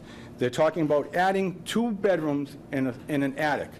The roof system, if this was a new house, and if I were to pull a permit for my house to remodel my house and spend more than 50% of the value of my house, it would have to conform to all the codes. It would have to conform to plumbing codes, electrical codes, STC Let me ratings. just explain what this board does. So the special permit, just so we don't, and I understand the point that you're making, but I think it's relevant. The special permit that allows the use to go from 1 to 2 family doesn't preempt the building permit that someone would have to apply for through the building inspector. So if this board were to say, sure, you can build 4 units, it looks like you have enough area and you have enough egress and so forth, they still have to go down to the town building department and file any and all permits for plumbing and or electrical and whatever else is required. So just as a distinguishing fact, I mean, that's something that's very different. Okay. What the board is presenting to you tonight is kind of like a little fantasy here. If they get granted by you to go forward for the permit, they're going to pull a permit to put up a couple of new petitions. I think the building inspector would allow them to pull a permit that didn't. There's a lot of people here, there are a lot of people here concerned. I learned a little bit something tonight, I appreciate that, but there are a lot of people concerned about what's going on. There's no, what they're presenting to you tonight, he mentioned. I just don't want, our building inspector isn't here tonight, so, but I just don't want it, to be presented that he wouldn't actually enforce whatever the code law is, because clearly that's what he does. Mr. Chair, my expectation is that everybody sitting on the board would be concerned whether or not this was conforming to code at the end of the building permit stage, and that is why we have an extraordinary building inspector in Jerry Brown. He is the guardian at the gate when it comes to all the various systems in the building. He wouldn't issue a permit if it didn't. So I want you to understand that as a function of the process, I think that's very important. I didn't mean to interrupt you, I'm sorry. No, not at all. But so it doesn't matter that they came to this board presenting this without showing. I mean, he mentioned, a civil engineer mentioned 5 times that he's putting a sprinkler system, even though he has to do it. But there's nobody showing the fire rating of the basement, the demising petitions that need to be installed. So there's different levels of construction drawings. You're talking about construction drawings that would go before an application for a building permit. If the gentleman just owns a 2-family home, he's under no obligation to put a sprinkler in, unless he satisfies some sort of threshold with some kind of renovation criteria set forth by the building inspector. But I understand your point. I understand the point that you're making. Well, I'm a little concerned that we have a civil engineer making the opening statement about paving and talking about some interior stuff, and an architect, no offense, that had an awful lot of unknowns in what we were doing here. All right? Again, I respectfully request that you reject this and don't let it go any further. Okay, and where is your property in proximity to this one? Just, if throw a rock over the house across the street and you hit my house. okay. It's on the corner of 3rd Duly and noted. Milton. They're in Milton. Thank you. Gotcha. And I could put 7 units in my house, because I could put a 4-unit on a lot that I have in my house, plus I can convert my 2-family to a 3-family. Are you coming in next month? Well, we got to see what happens here first. I got to see what's grandfathered. All right. Thank you. Thank you, sir. Great. Hi. Mr. Chairman and members of the Zoning Board, my name is Helen Murad Kanyan. I live at 54 3rd Street. My family has been living here at 3rd Street for several generations in what is known as the Old Godfrey Home. My grandfather purchased this house in 1941, and our family has been living there since that time. You've heard a lot of excellent comments from my neighbors, all of whom strongly oppose this petition. I'd like to leave you with 4 thoughts tonight: character, integrity, heart, and safety. First, the character of the neighborhood. 3rd Street is a historic area of homes built in the mid-1800s to 1900s. Many were executives in the historic Davis and Ferber mills. Today, when you walk down this quiet, tree-lined residential street, you see children playing without the need for supervision. You see beautiful, well-kept homes, 1- and 2-family homes, with flowering gardens and stately trees that reflect the personality of the homeowners.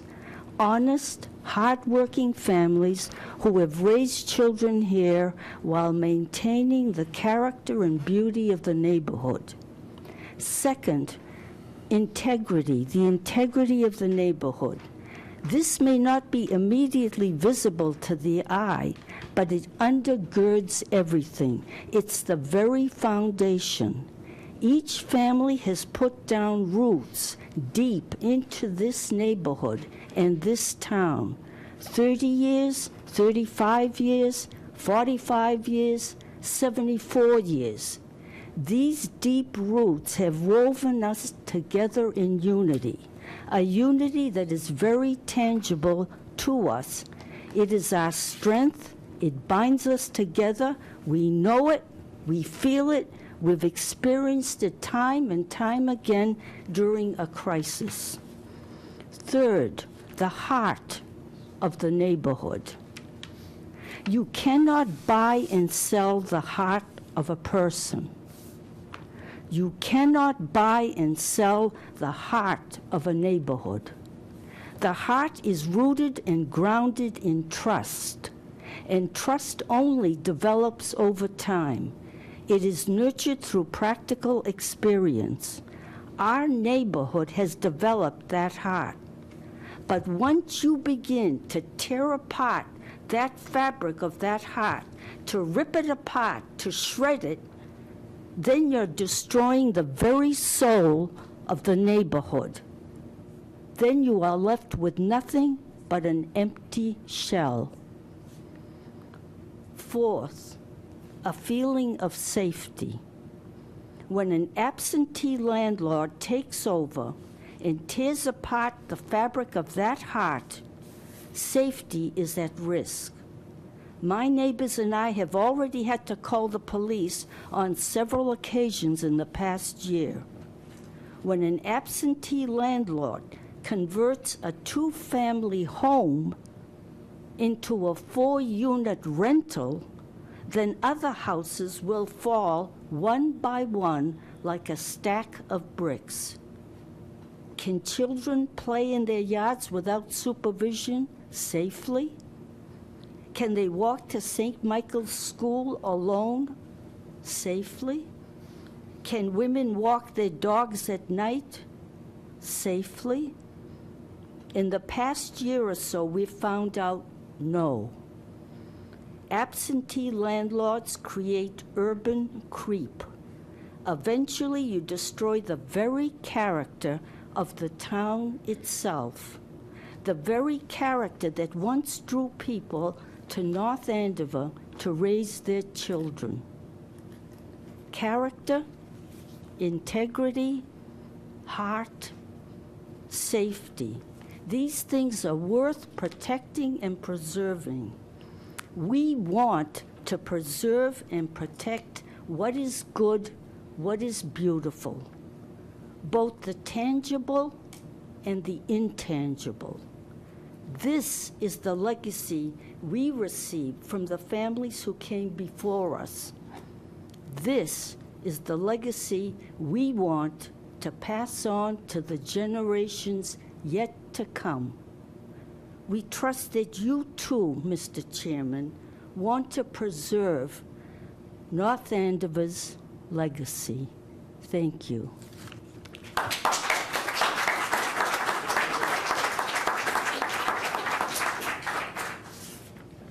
Hi, my name's Rich Kaufman, 233 Main Street. I'm actually really here on behalf of the owner of the house, Don Markey. And what I wanted to point out was that... I'm sorry, can you're here on behalf... 233 Main Street. 233 Markey. Markey, yep. All right. He's actually my father-in-law, and a bit of irony here, my wife and I are actually renters in the house. So he knows you're here? So he knows you're here? He knows we're here, and he couldn't be here tonight. Okay. Now, even though we're renters, we do understand that there are other renters in the neighborhood. But having a house go from a 2-family to a 4-family makes it much more of a transient, promotes much more of a transient kind of population. Now, in and of itself, you might not think that's bad, but we've witnessed through things in the neighborhood what that brings. Now, as renters ourselves, we like to think that we're good people and we, care about the neighborhood and everything like that.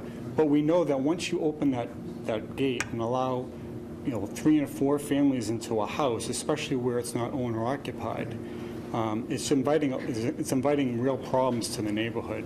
And even if Jose or someone else owns the house and is a very good landlord and keeps their eye on the tenants, what guarantee do we have that the next person that purchases a house would treat it the same way?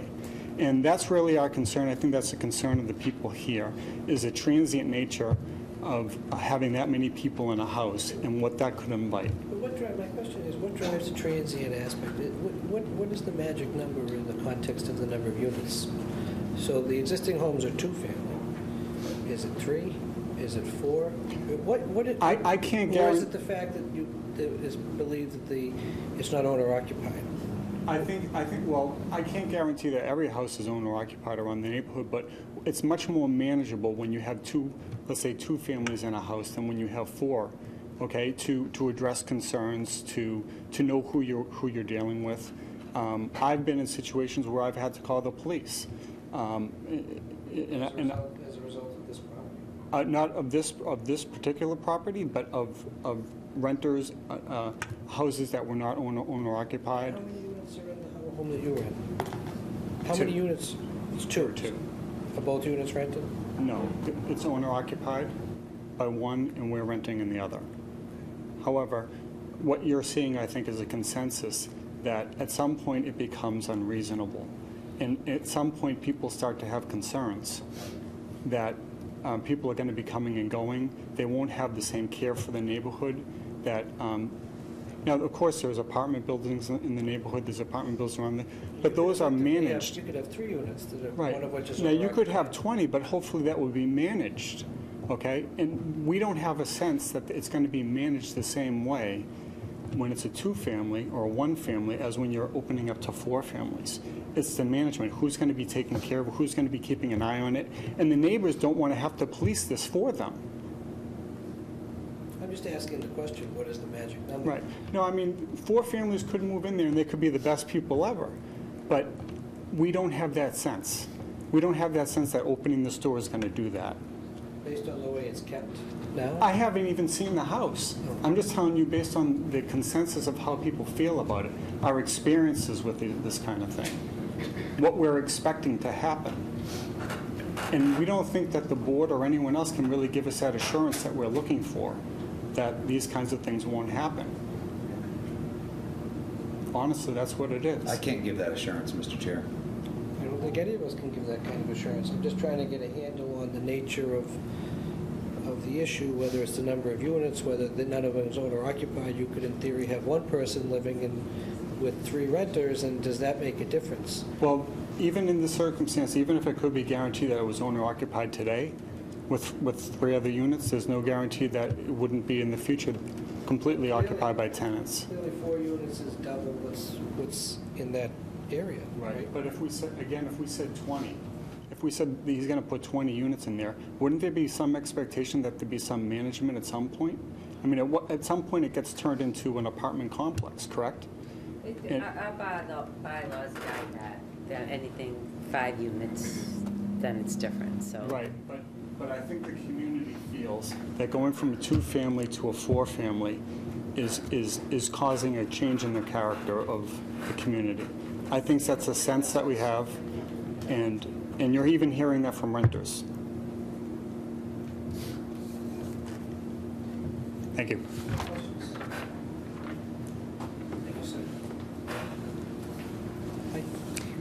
Good evening. My name is Kathleen Sisker. I'm the chair of the North Andover Historical Commission, and I was asked by the neighbors to come and speak to the historical nature of the house and the property. Okay.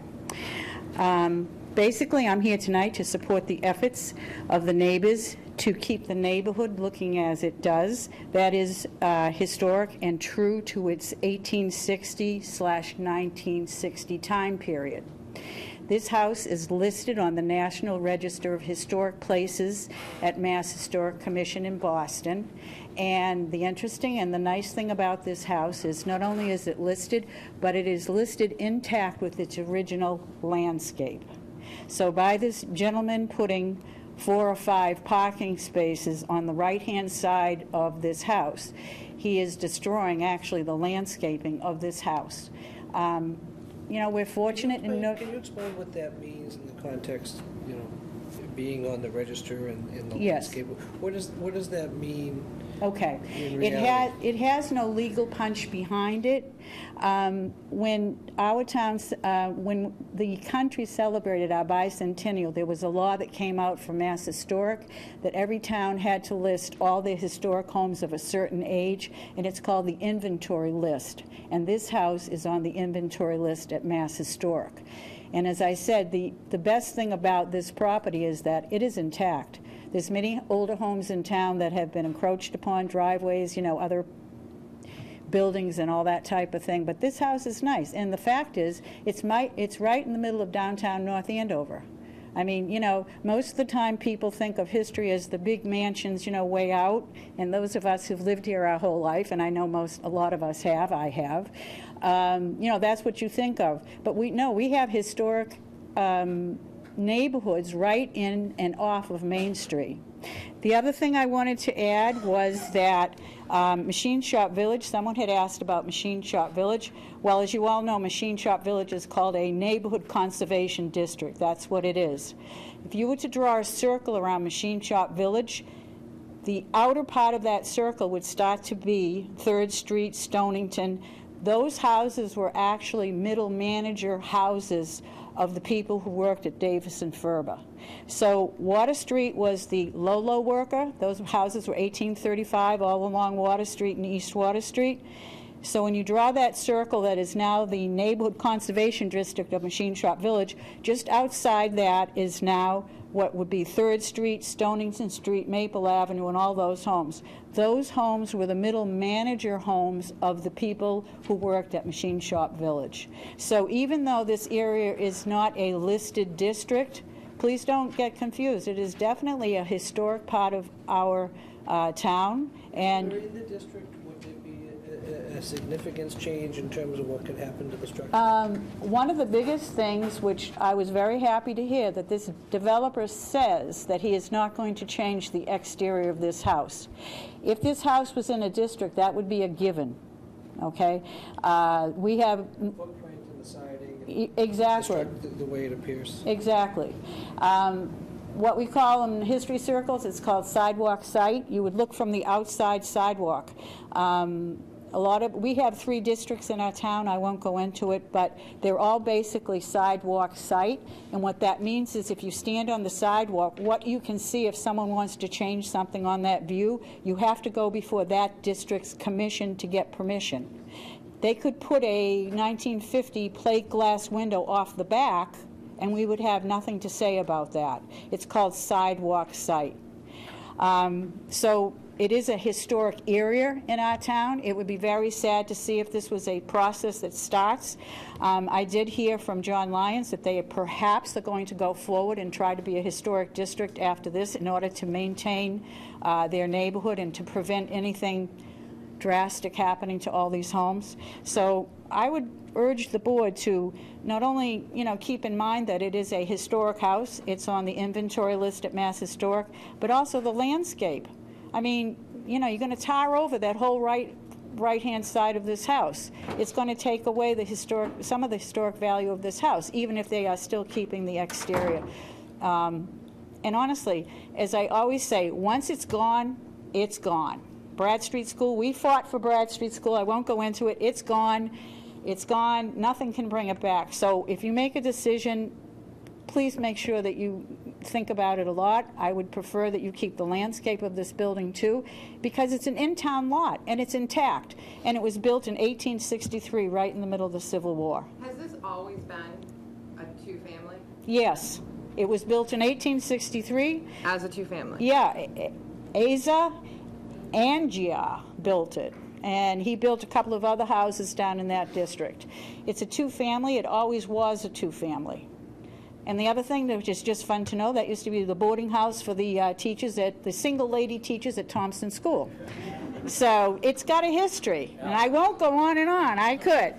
But please keep in mind that it's not only the house, and I appreciate the developer, I do, saying that he's going to keep the exterior and the footprint, but the landscape. It's been there since 1863. It affects the neighborhood. It affects the view of it. I would appreciate it if you would consider that also. We're considering everything. Okay. So my question to you is, I just have to ask, in the context of the outside house, most of what they're proposing outside of the parking, which is driven by the parking aspect of the bylaw, but with respect to the structure itself, what they're proposing is inside. Right. So how does that change its effect being on the National Register, or how it would be viewed as historic? It doesn't.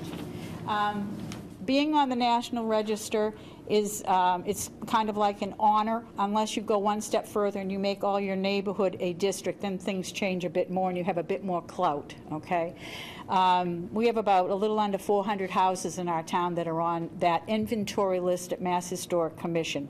Changing the interior does not. But if you were thinking about being a neighborhood, and as I said, the lot is intact as it was when it was built in 1863. The house is intact. I'm not an architect. I don't know how to, how one would change that so it would fit better. But it would be a shame to see it go. It would be a shame to see it go. So if you would consider that, I think the neighbors would appreciate it. May I ask you a question from the historical perspective? Yep. Again, given that the applicant could go and pave most of that section as of right tomorrow, doesn't have to talk to anybody about it. Right. But nevertheless, we're having a conversation about the integrity of the landscaping on the right-hand side of the home. How much of a difference would it make, from your perspective, if he perhaps backed the parking lot, that parking area up 10, 15 feet, and did a handful of plantings in front of the parking area in order to get you the screening sight lines? I'm not sure what the language is, I apologize. Does that assist the analysis, or is it just the fact that it's going to be paved over there, it ruins the integrity of the landscaping, kind of case closed? We live in the real world, I get that. That's a hard question to answer. In a perfect world, I would prefer to keep it, really, it's a little intact part of North Andover from 1860, and it probably was a Davis and Ferber middle manager who lived there. There's no law, as you said, there's no law that will prevent him from doing it. I guess in the worst case scenario, if he still goes ahead and does it, we would definitely, I'm sure the neighbors and I would totally want something hidden. To prevent just looking at a whole bunch of tar every time the cars are gone. But in the perfect world, I'm sure the neighbors and I would like to see it as it is. So just by way of history a little bit, could you just, if you know, how or why the demarcation line was made for the village where that's sort of outside it, but is still somewhat historic in terms of, I'm very familiar with the area. Yeah. But, and I understand the nature of what you're saying in terms of how it looks, but how was that line decided, that demarcation? You mean for Machine Shop Village? Yes. As opposed to leave this out, you mean? Yeah, because it seems to me if it were in Machine Shop Village, there'd be like an added layer of review as to that Right. streetscape Right. criteria you're talking about. Well, Machine Shop Village, I don't mean to give a history lesson, but it takes a long time to become a district. It's almost a 2 or a 3 year process, and there's public meetings and neighborhood meetings and on and on and on. Machine Shop Village, the heart of it, obviously, as we know, is High Street and East Water Street and Water Street, okay? So they started with the center of that because they were afraid that, I think Water Street is zoned a business and residential, a B2, is that what it's called? So the whole idea was to prevent businesses from creeping up Water Street, buying 3 of those little machine shop houses, demolishing them and putting a little mini mart in the middle of one little Machine Shop Village house, then a big mini. It was to protect that neighborhood for that. So in order to do that, I was not part of this. This was done probably, I would say at least 35 years ago, that it was listed as a district on the inventory, but now it is an official district. I don't know if you get the difference between that. It's like listing this house. This house is listed on the inventory list at Mass Historic, but it doesn't mean anything beyond that other than it is an honor to be on this list. Machine Shop Village, that district also was listed on the inventory. It was merely an honor. So while it was just listed on the inventory list, that could have happened.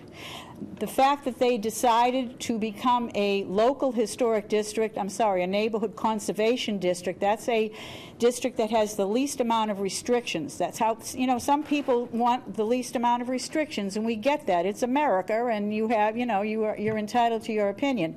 Neighborhood conservation is the lowest level of district that one can have in an area.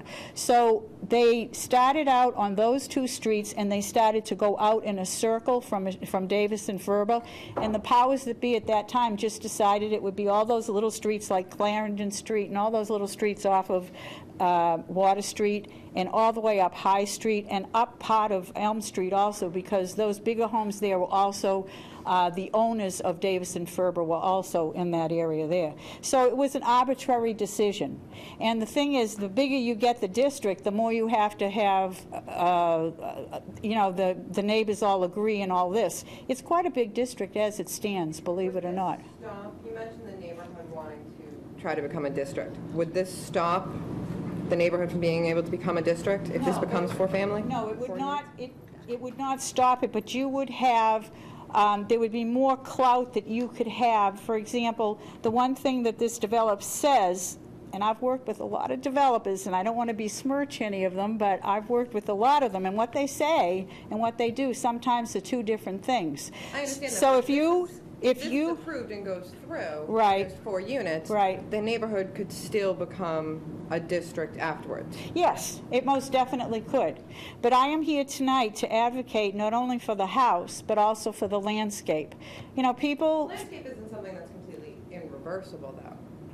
I mean, tar can be ripped up later on and grass put back down. I understand it wouldn't be grass from, Well, yeah, we get that, but... something. I understand, but it can be restored if that were to be a change. It can be restored, but I think if this gentleman goes to the trouble of making it a 4-family, that's never going to happen. And he might sell it in 3 years, and the new owner decide that it would have looked better as grass, or the neighborhood change, and that be something that's not something that's irreversible. I agree, but I think you're being optimistic. I've worked with developers. I've been on the commission for 30 years. I've learned a lot about developers. I have, and I zip in the lip. That's it. So with respect to the boundary, though, it sounds to me that the conservation district, I heard you say, was sort of an arbitrary line. Right. So it doesn't mean that the area is not necessarily historic, it just means they had to put the line somewhere. Well, the area that they encompassed included historic homes. It wasn't homes that were built in the 1950s or anything like that. They made their circles expanding out. That's right. That's right. I think is what And not to continue to keep talking, but I have been approached by Mr. Lyons and other people, and I have done research for them, and we have set them up with another lady. So even if they do go ahead with this, that will not affect this at all. But it's to ensure future that they will have a bit more legality about what happens in the neighborhood. Well, one of the things that, everyone, this board has the authority to condition, and to the extent that it were to grant anything in favor, I'm hard-pressed to see that it wouldn't be without conditions, particularly with respect to landscaping and the historic nature and things along those lines. And I know I'm getting ahead of myself a little bit, but, when things are not by right, when they're by special permit, if the board buys into the argument, more often than not, they will attach conditions to ensure certain things are met. But I also understand, it's not lost on me either, that it doesn't, once something is gone, it's gone. And, It's a tree gone. can accidentally be cut down, and then all of a sudden, you can't put it back. That's right. So, I think everybody's generally aware of how that works. But I am very interested in the historical part of it, because I'm sure everybody here is, particularly because of the way it looks and the line of demarcation. Right. Well, I agree. I'm sorry. Yeah. Sure. I guess I'm surprised to hear you say that it's a positive thing that the exterior of the building wouldn't be touched in any way. Well, I understand the kind of preservation quality of that intent, but I'm also seeing pictures of tarped roofs and so forth that kind of it's a question of preserving the historical integrity of a structure versus preserving the integrity of a neighborhood and the appearance of that neighborhood, and I'm wondering if you can speak to. Well, we're not against, we're certainly not against them replacing wood on that house. I mean, we're not, that, obviously not at all in that department. I mean, I know this neighborhood well. I grew up on 60 Lyman Road and went, to St. Michael's and walked this way all the time. I mean, this neighborhood I know very well. I mean, no, that house needs help. I mean, it needs rehab. And I was shocked to hear he's only going to replace 2 windows in the whole house. I was very surprised to hear he's only replacing 2 windows. If these windows are there from 1863, are they all that old, or? I can't believe he's only replacing 2 windows. That being said, if he was going to replace windows, we have no problem with that, as long as the windows are, they are the same size, shape, dimension, they're the same material. No, we're not saying that this house should not be improved. I mean, heavens no. I hope that you did not misunderstand me in that. No. Whatever needs to be replaced, fixed, we don't say you have to keep the 1863 wooden clapboard that's split. No, no, no, no, no. Like I said, I was shocked that this gentleman said he's only replacing 2 windows in this whole house. I was shocked. I thought... Are there design guidelines that, with respect to historic homes in terms of restoration, that are available? Oh, there's tons. I mean, there are tons of guidelines. I mean, there's, things that, there's windows and materials listings. I mean, there's all kinds of things that... If you really, and it depends on how much money you have. Obviously, the more money you spend, the more authentic you can have a window replaced. It can be wood instead of, plastic with the 4 panes and all that type of thing. There's tons of guidelines. More than you'll ever want to know. There are. So, but well, please. I've seen them in other parts of the bylaw, as Yep. it relates to different projects that we've reviewed over the years. Some parts of the bylaw have design guidelines built into it, and other parts don't. And as it relates to the historical nature, I didn't know. Well, see, that's why you have a commission, though. Should this group decide to go forward and hire this lady, her job is to get neighborhoods and do the history and then each house and all this, it's quite a bit of work. That's inexpensive. Yeah, it is an expensive proposition. But that's why, you would do this in order to preserve it, and you have to have a commission. So if this is how it works, if someone comes like the Old Center or Machine Shop Village or even Tavern Acres, that is a registered up behind the library.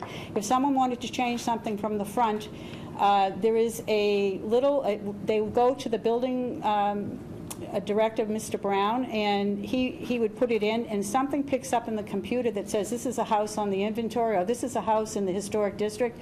Then the person who is the chair of that commission's district gets notified. I am the chair of the overreaching historical commission of the town. George Shurinder is the chair of the Old Center one. Liz Fennessy is the chair of Machine Shop Village. And Tavern Acres, believe it or not, they don't have one. It was done so long ago, they certainly could have one, so any problems there, they would come to us. So you would go to the commission, and then they would have a review. So it wouldn't, right then and there, the commission members would be well aware of the restrictions and all the rules and regulations. So thank you for listening, and please consider the landscape as well of the house. Thank you.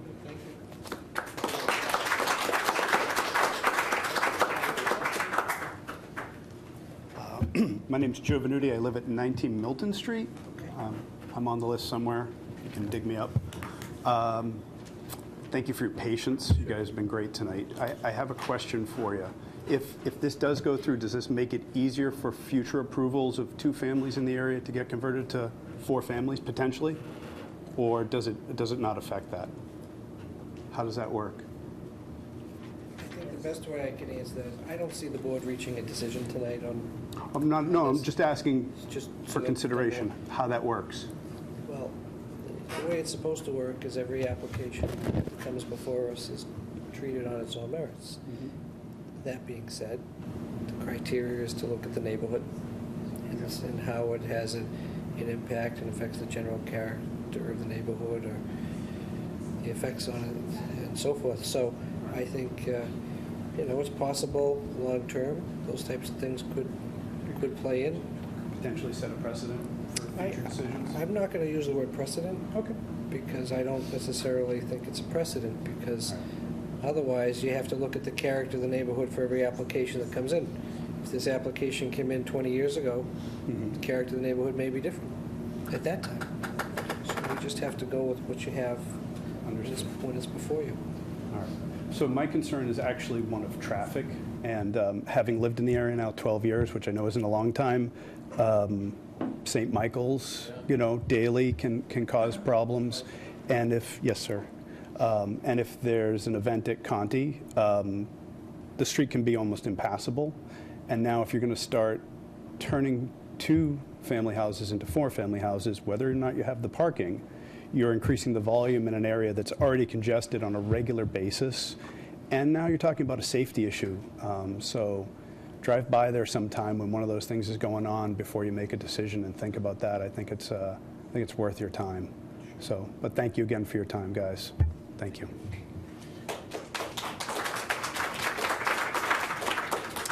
Good evening, Board.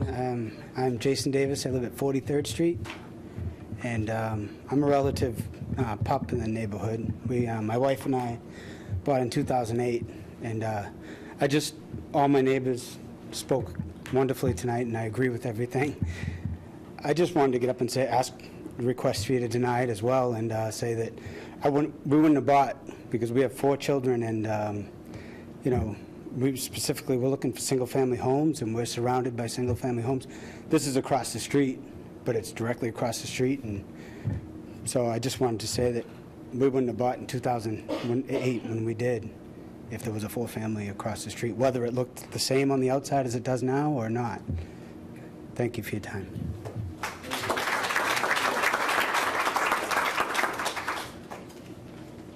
Is that everybody for tonight?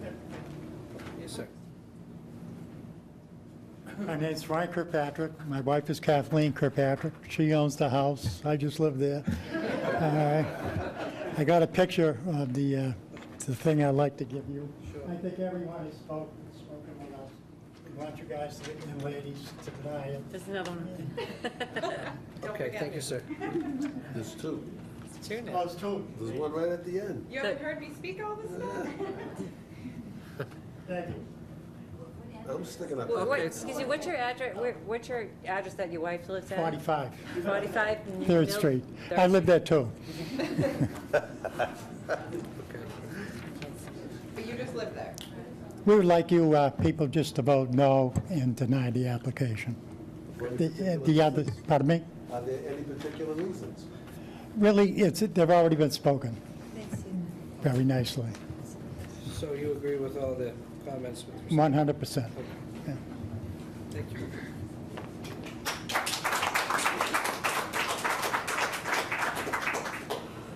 Anybody else for tonight?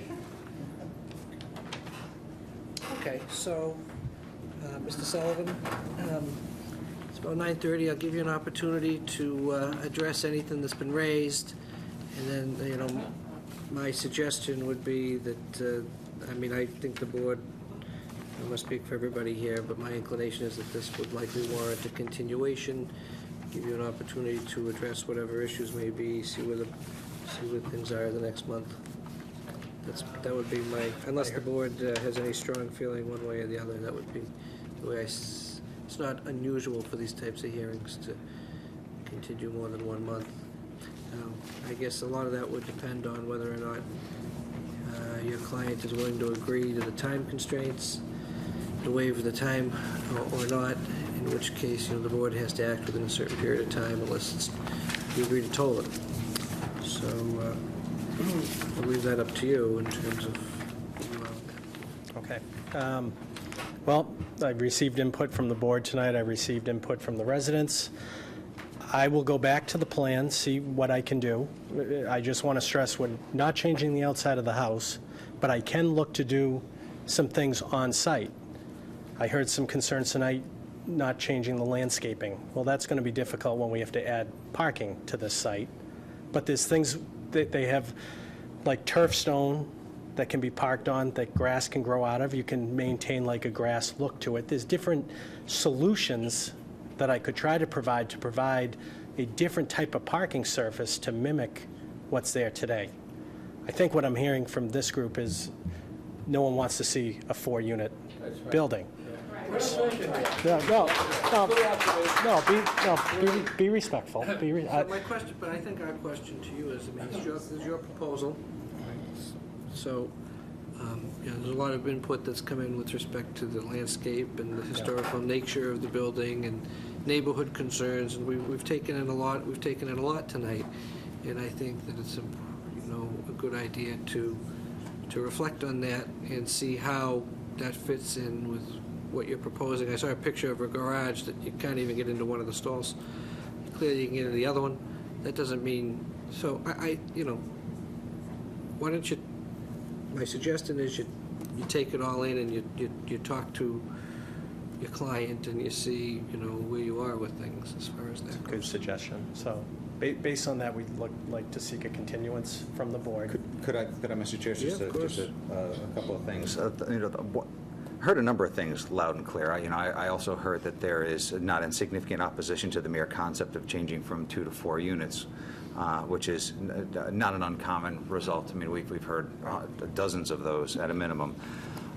But some of the things around the edges, such as you said you would be able to address and plan snow removal and trash removal.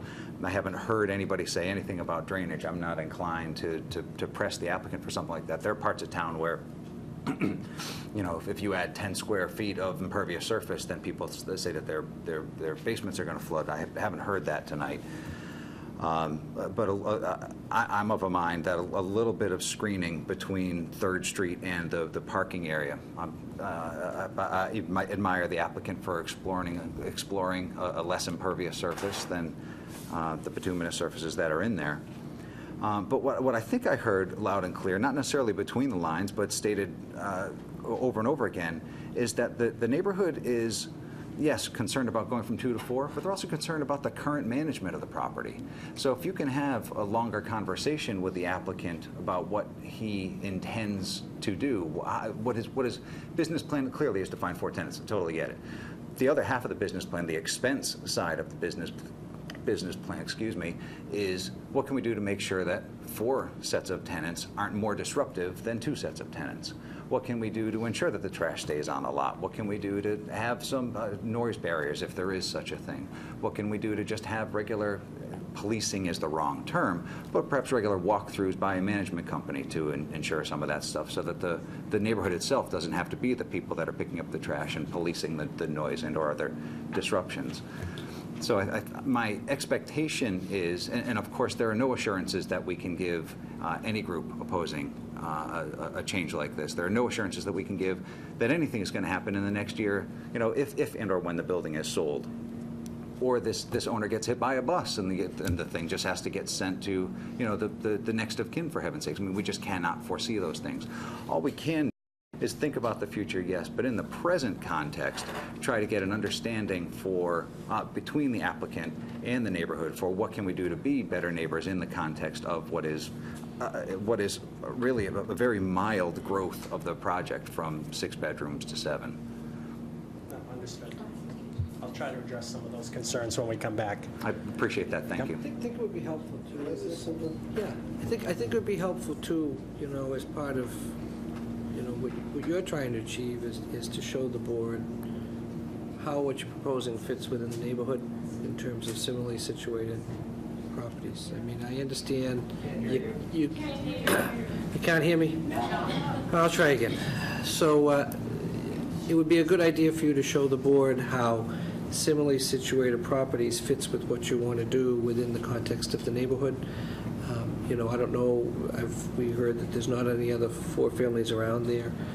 So we'd like to know what else, the tax map, some people have submitted tax maps and identifying the tax maps whether 4-family, 2-family, 3-family, or photographic evidence, something to show that what you're proposing would comport with the character. I've done that in the past, so I'll do that as well. I'll do a composite plan showing all, like an aerial photo, showing all the parcels and what their current uses are. And I also think, before Mr. Kusia, it's as the board's currently comprised, like we had stated earlier, there are 4 votes that are required, which is considered a supermajority. So I do think it's important that, you explain to your client, what that means. Right now, everybody that has been at this meeting, is eligible for a subsequent meeting. But, I think that you have to explain to them how that works, that process. So we can certainly do it too, but. I can talk to them about it. Okay. Yes, sir. I'd like to break the mold, Mr. Chairman. Okay? I'd like to break the mold. All these people have come out here tonight, okay? The question comes in, not in shrubs, not in windows. It doesn't mean the highway or the parking. The question here tonight is 2 to 4 units, okay? I'd like to close the public hearing, and let's take a vote on it, okay? Tonight, because we're going to give them an opportunity to respond to what they're doing. If he signs the time waiver, if he doesn't sign the time waiver, then obviously that's different. But I think... Oh, the board can make whatever, you can make whatever motion you want. Let me take that back. But, I'd like to make the motion to close the public hearing. Is there anybody else that would have something else to say? I have a question. Okay. You have to step up to the podium. Oh, I do? Yes.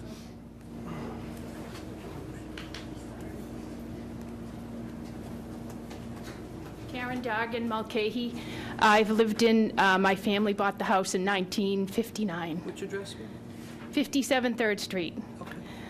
I was just thinking, what about the possibility of leaving the house intact the way it is? You have 2 apartments, increase the rent. Well, we don't get Do some we don't get improvements. into managing property for people, man. Everything would stay the same. There'd be less, just think of all the trash that you would have with 4 units, additional people using... That's the great white whale. Yeah. Every well- developer doesn't want to do any work but increase the rent. I mean, that's just... Right, that's just well, not I mean, it's a possibility. possibility of leaving it the way it is and you have the money to keep the house going and do the improvements. If you have more people in there, they're using the bathroom, the sewer situation on 3rd Street is a little shaky. But you're not They want to getting check us that out, too. That's not our rule. I know, That's I'm not just our saying, thing. there's a lot of issues, it's an old street, there's a lot of things that need to be looked at, but a that's... historical house. Increase the Amen. rent and keep it the way it is. Here, increase the rent. Yeah, go ahead. I heard tonight that the owner is not managing 2 families, that there's trash out. There was a mattress out there yesterday. The mattress is there still today. He's not managing a 2-family, but yet you tell him to come back next week with the plan on how he's going to manage a 4-family. We're not telling him anything. The owner and the... I heard that. I heard We're giving him an that. opportunity to respond and address any of the concerns that have been raised, like we give every applicant. that So comes he's in. going to sweep the street twice a day. He's going to make sure the trash goes in out at 8 o'clock. He's going to take it back in at 9. Okay. All I right. mean, let's be realistic about the nature of... I am realistic. He hasn't managed a 2-family well. The board will take note of that. Thank you. Absolutely. We've taken note of all the testimony that's come in.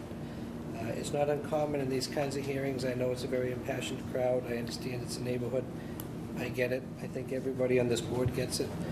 The petitioner has the right through the bylaw to file this petition. Whether they want to continue it or not is up to them to see if they can come up with a plan that addresses your concerns or not. It's up to the petitioner. We don't have an option to close the public hearing and vote on it? You have there's an option on that. Well, there's a motion on the floor. I'll before second your everybody motion. starts. Thank you. There's a motion, and there is a second. Is there any discussion on the motion in a second? I think it's extraordinarily premature to close this public hearing. Extraordinarily. Well, of course we do. Of course we do. This is our grandstanding libertarian, the guy who says at almost every meeting that government shouldn't be telling people how to run their property, is now sitting at the end of the table telling this developer how to run his property. Alan, there's an extraordinary disconnect there. Now you're trying to jam through the close of a public hearing when the applicant hasn't even had an opportunity to respond to the issues that have been raised at the public hearing. Okay, all right. Let me here to just protect a- the investments and the families of these people that have taken the time out not to come one night. This is their second night out. And now you want to ask them to come out a third night? Okay, what if it's raining that night or I'm not snowing? asking anybody to All do right, anything. they can't make it. Look at them all If these elderly. folks are interested in attending another public Right, hearing, excuse me when I say it. Excuse me. if they don't want to come a third time, they don't have to come out. Everybody is here by choice. Every Well, person anyways, in this room has chosen to come There's a tonight. motion on the floor. It's been seconded. Did Are we you vote on sure? it? Do I get to run my meeting or not? I'm sorry. I'm sorry. Not really sure here anymore. So there is a motion and a second. You know, I agree with Mr. Koch in terms of the prematurity of closing the hearing. I don't necessarily think that it goes to the merits of the application or the board's due diligence there too. There's been a lot of discussion here tonight. It's not uncharacteristic in any way, shape, or form for a continuation. I think if the applicant is willing to sign a time waiver, that the board is not prejudiced by the continuance, and it gives us all an opportunity to understand the nature of the application a little bit better. Everybody is here voluntarily, I understand it. They're all statutory abutters. Any one of them within 300 feet would have the authority to appeal a decision of this board that was arbitrary and capricious, as would the applicant. So I think that it would be prudent to continue to the next meeting and review everything that's come in and see what gets submitted before we entertain closing the hearing. That's what I think. Any further discussion? I agree with that. I'm not in favor of closing the public hearing at this time. Not in favor either. We'll let you, for discussion purposes. All right, so there's a motion and a second. All in favor of closing the public hearing? Aye. Okay. Against? Nay. Aye. Okay, so that controls. We're not controlling, I we're not understand. closing the hearing I tonight. understand. Although I appreciate the spirit of the debate. So, that being said, I understand. what would you like to do tonight, Mr. Sullivan, with respect to your client? I'd like to request an extension. And I'll sign whatever paperwork, or the owner can sign the paperwork asking for that extension. And then we'll come back before you with the best plan that we think we can present to the board with the materials requested, and we'll leave it up to this board to make a decision. All right, so you're assenting to the time waiver? Correct. Angela, I have the form for you. And I just want to be clear for you and for your applicant. The continuance is not a representation in any way, shape, or form that the board is ultimately going to support your petition. It's an opportunity for you to address the concerns that's been raised with respect to your proposal. Okay? Thank you. All right. I'll entertain a motion to continue. I'll make a motion to continue, Mr. Chair. We have a motion, Mr. Koch. Is there a second, Mr. Busher? I'll second it. She's playing both sides of the fence. All right. I So- usually never do. She's a woman. I never do that. Okay, you so know. a motion and a second. All in favor of continuing? Aye. Opposed? Opposed? We'll note you opposed, okay. You were opposed to the continuance, I get it.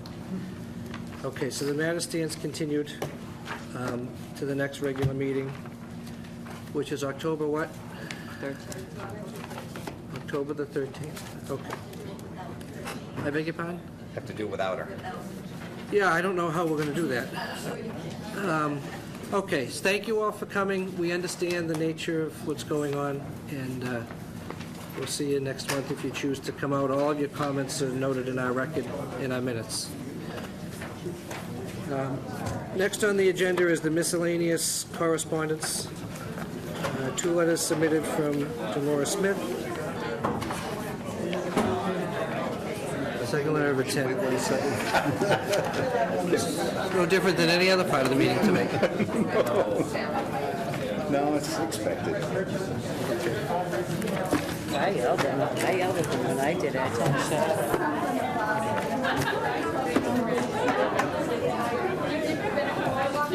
Quarter 10.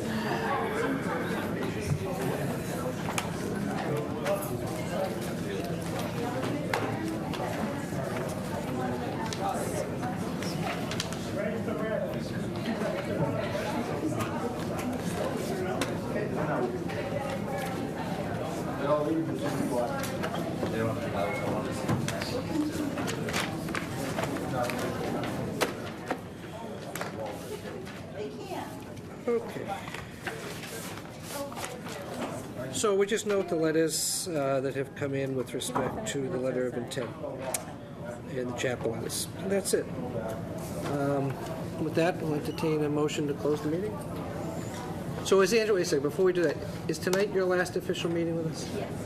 Okay, so I just want the record to reflect that you've done an outstanding job since you've been with the Board of Appeals. We're sorry to see you leave. Very happy for where you're going, over to the clerk's office, right? Over the town clerk's office. So we know we'll get to see you again. But it was really wonderful working with all of you. I really enjoyed it, and I'm really gonna miss it. I found it entertaining, too. You can always come to a meeting. Never a cover charge. The beautiful thing about this is these are public meetings. You're welcome to come back anytime you'd like. And your husband? In fact, we dare you. We dare you to come back. So what is your last day? Well, my last day is, I'm taking my last 2 days off, so it's, I think I start the first Monday at the time, the last Monday in September, that's when I start. But I'm taking the Thursday and Friday off before I leave, so. Good luck, Angela. Thank you for everything, Angela. It's been a pleasure. Our little emails. It's great. Back and forth. Telephone call. Oh, yeah. No more hand mail. No more. Yes, fax. Okay, so with that, we'll just hear a motion to close. I'll make a motion to close the public hearing.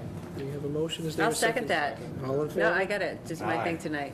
Is that the same as adjourn? We stand adjourned.